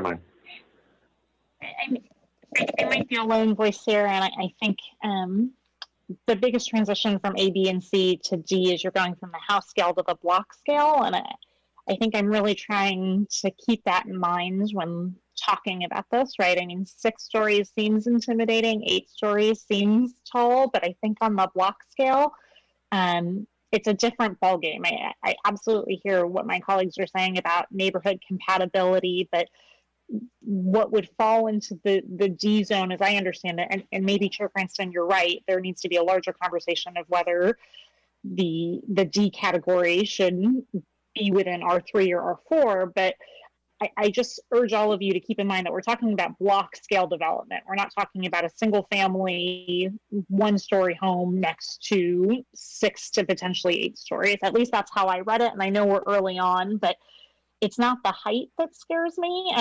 And I don't have anxiety about that, but I think I really want to keep the end in mind. And these are the properties that exist in these R3 zones have been there for a long time. They're going to be there for a long time. The change that we're talking about is quite gradual. And so at some point, we're going to be past this pandemic. At some point, we will not meet our RHNA numbers just because of what we've done in North Bayshore and East Wisman, right? This is a huge opportunity, and I want to make sure that we're evaluating it in every lens possible. And so I hear a lot of density for density's sake, and I don't think that's what this is getting at. I think this is really trying to be, let's be creative and imagine what is, to Commissioner Dempsey's point, what is the outer bound of what could happen on these parcels? I'm sorry, my headphones. And so for me, what was really illuminating is thinking about this at the block scale. And I think if we could reorient a little bit, it would feel, it would make sense for the longer term exercise that I think we're embarked on tonight. Okay. Tony, are you looking to respond to Commissioner Himmeyer? Okay. Commissioner Yin? No, let Tony go first. He said no. Oh, he said no. Okay, sorry about that. Oh no, I just wanted to say it's not height that bothers me either, and I understand it's block scale.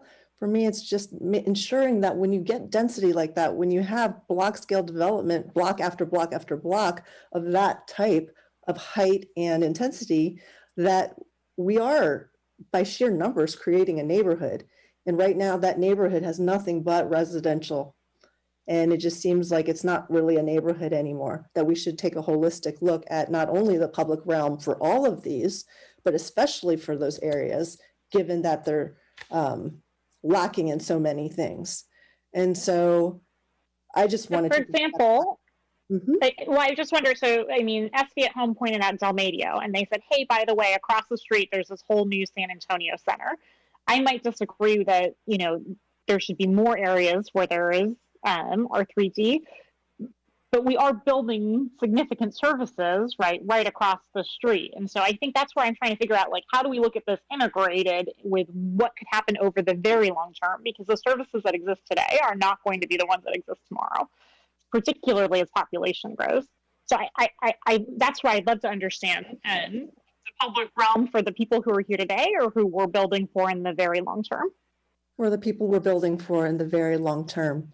It seems like right now we're getting, for the amount of density we're increasing, it's so hard to get the public, we're losing space because, well, as you know, the school and the city have a joint use program, and, they're fencing some things off, and a lot of neighborhoods are, in fact, feeling like they're losing their parks.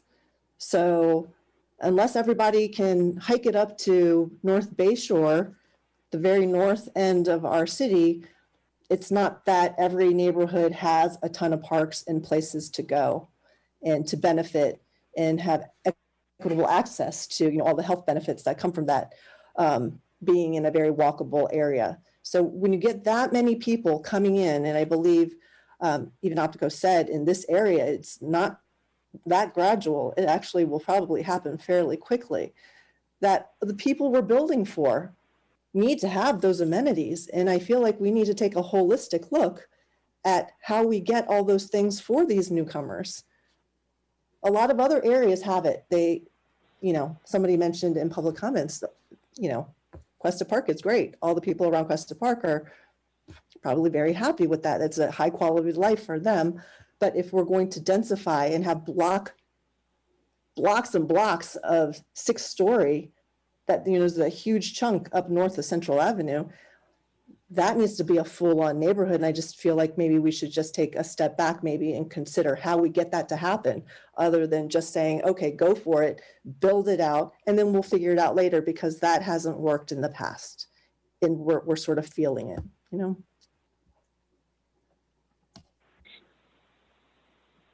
I haven't really heard from Vice Chair Lowe on this, on the R3D. Yeah. I earlier pointed out my concern about the really high density area near El Camino and Reinsdorf. And I certainly do hope that it's built out as it's designed to be a complete neighborhood, to perhaps have a village center, to have really walkable, bikeable streets with lots of greeneries, so that people who live there in the future can really have a lot of amenities and healthy environment. I hope we can have, creative ways of building high density areas, yet still maintaining high quality of life for people who will live there, because it's going to be, a pretty big population growth. Okay. Then the last part of this was the general locations. We started touching a little bit on it here. Commissioner Haymeyer mentioned the Domedio comment. Commissioner Yin's been kind of talking about the California Street area. Do we want to just quickly, are there any comments in general on the locations of the R3A areas, or people generally okay with those? No. Silence is consent. Head nods. Commissioner Haymeyer? Carol, what I think I heard the consultant say is that we took a more conservative approach for neighborhood compatibility, and that there's the potential for a parcel assembly. So in the areas closer to downtown where there's been a lot of interest in at least allowing for some kind of greater density near really high quality transit, whether it's along the Caltrain corridor or El Camino Real, that's possible. It's just the priority in this phase was really looking at compatibility for what's in the existing area. So I'm fine with it. I mean, I think that, yeah, I'll leave it there. So maybe a little bit more would be okay, but compatibility is okay. Is that what I'm hearing? I think. Okay. Other comments on A? Okay. Locations of B. And I made, I guess maybe I'll maybe change the comment a little bit. Areas where you think B might make sense. Okay, there's where staff and up the coast have placed it, but maybe does it make sense to you that R3Bs are in those areas, and is there someplace else that should be kind of a comment? Could also be valuable. Is there any feedback on that? No? Comfortable with R4B? Okay. R4C. I think, Vice Chair Lowe, were you referring in your comments to that area that's kind of like shaped like a 7 on in the north of Central Expressway and in the density, or were you referring to in the R4D, the area kind of below Central Expressway, south of Central Expressway? I just wanted to be clear on. Chair, are you talking about R3D? R3C. When you were commenting on R3D, the way you were describing it, in my head you were pointing to the area that's kind of shaped like a 7 along Reinsdorf between Central and 101. So I just wanted to make sure that's not the area you're referring to. So in R3D, page 19 of staff report, is that where we are now? Sorry.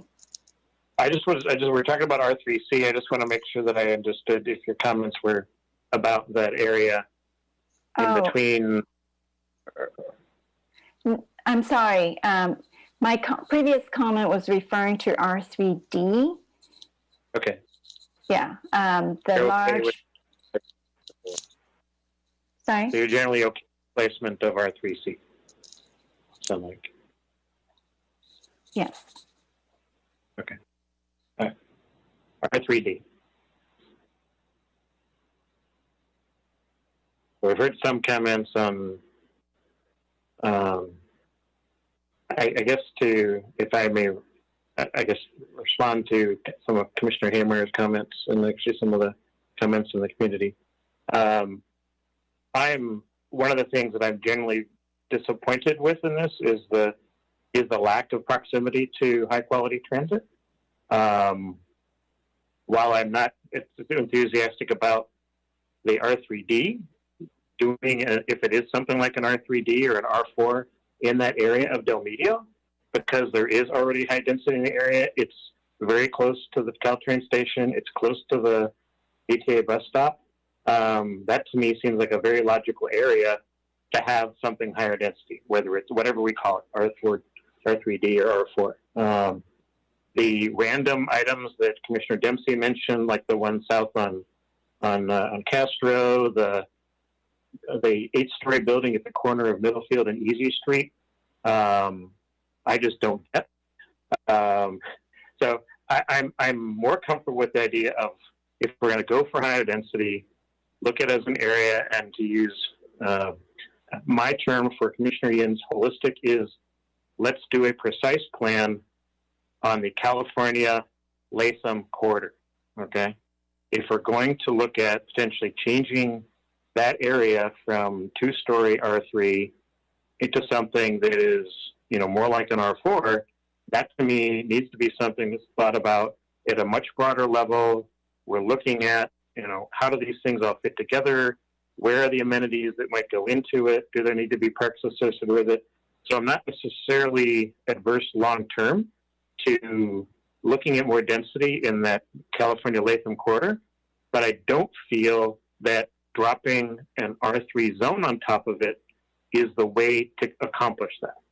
If the intention of the city is to look at that area and say, can we make it more dense, and how do we do that, then this feels like a much bigger project. We have that area that's in blue is bigger than San Antonio. It's bigger than downtown. It's not quite as big as East Westman, okay?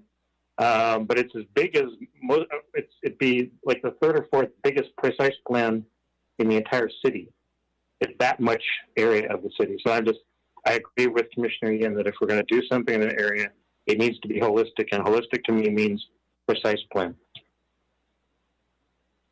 And I wouldn't put any of the only other one that I thought about, if you look at the combination of the blue blob at the corner of where the Valley Park Safeway is, that's surrounded by R3C. If the intention is that becomes a bigger community center, then we ought to be looking at that as well as a holistic area, and how does that all fit together?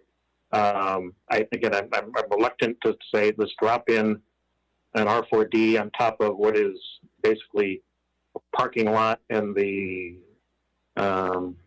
what's the church over there, the Buddhist temple. Just seems like it should be well more thought out if we're going to look at doing that in that area. So that's my comments on the R4D locations. Commissioner Dempsey. I think you said very well, better than perhaps what I was feeling. I'm not really ready, perhaps that's not what we're doing, but I'm not really ready to commit to kind of the way this map's been put out. I think it needs a lot more thinking and some moving around of pieces. I mean, clearly there's some pieces here that aren't even right yet, but density it's great because it brings housing that we desperately need. It also has impacts, and I think there has to be at least a little bit of discussion about sort of the equity impacts of density and growth, because I wouldn't want to see too much of the growth kind of pushed to one place or another, or at least if it's going to be really, really concentrated, we're aware and we're thinking about what the impacts for the people who live there are going to be. And that's not something I'm prepared to do today, but maybe we can save that for 2022. Any other comments on the locations of R4D or R3D?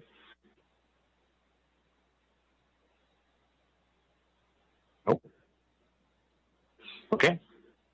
Then the last item that staff had asked about were these overlays supporting. Do we support the height overlay and the, I wasn't quite sure what you call the SD, what that actually stands for, special requirements, sound barriers, kind of thing. That seems, that's the other question that staff was looking for some feedback on. Commissioner Dempsey, do you have? Okay. You're supportive of staff's proposal? I see nod.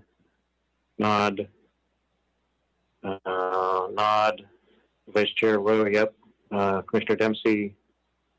Okay, so we're all supportive of the approach the staff's proposed there. And then any other general comments from EPC or guidance for staff and Opticos as they go forward here? Martin, do you feel like you've gotten the feedback you need? Yes, I very much appreciate the comments, and this will we'll proceed to council with this information. Thank you. Okay. All right. Close.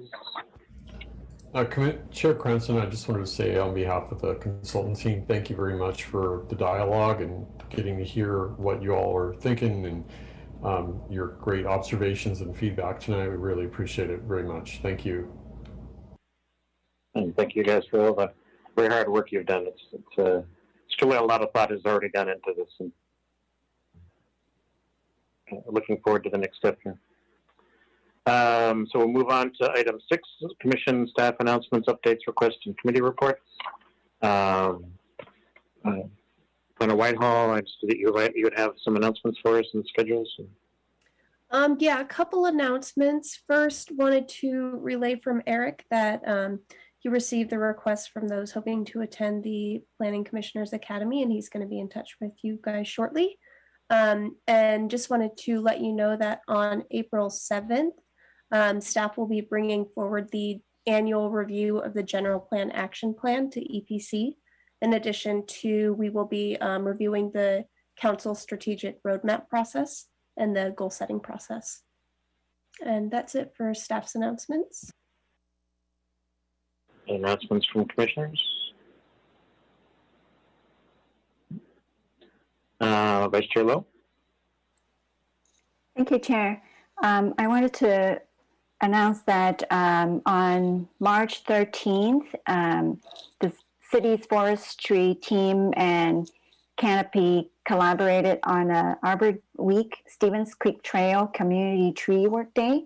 So a number of volunteers worked a morning shift and planted 10 trees along the stretch of Stevens Creek Trail between the Sleeper Trailhead and El Camino. That part of the trail is very close to Highway 85.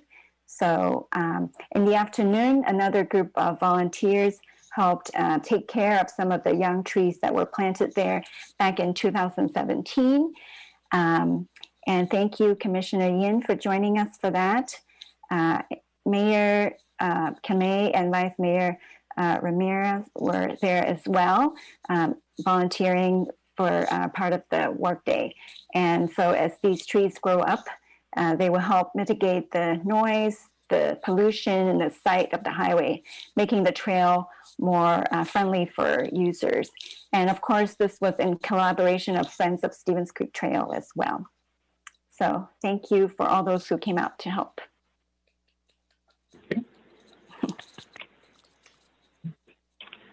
Any other announcements? If not, then we will close the March 17th meeting of the Environmental Planning Commission at 9:34 p.m. The next meeting scheduled for April 7th at 7 p.m. Thank you, everyone. Thank you.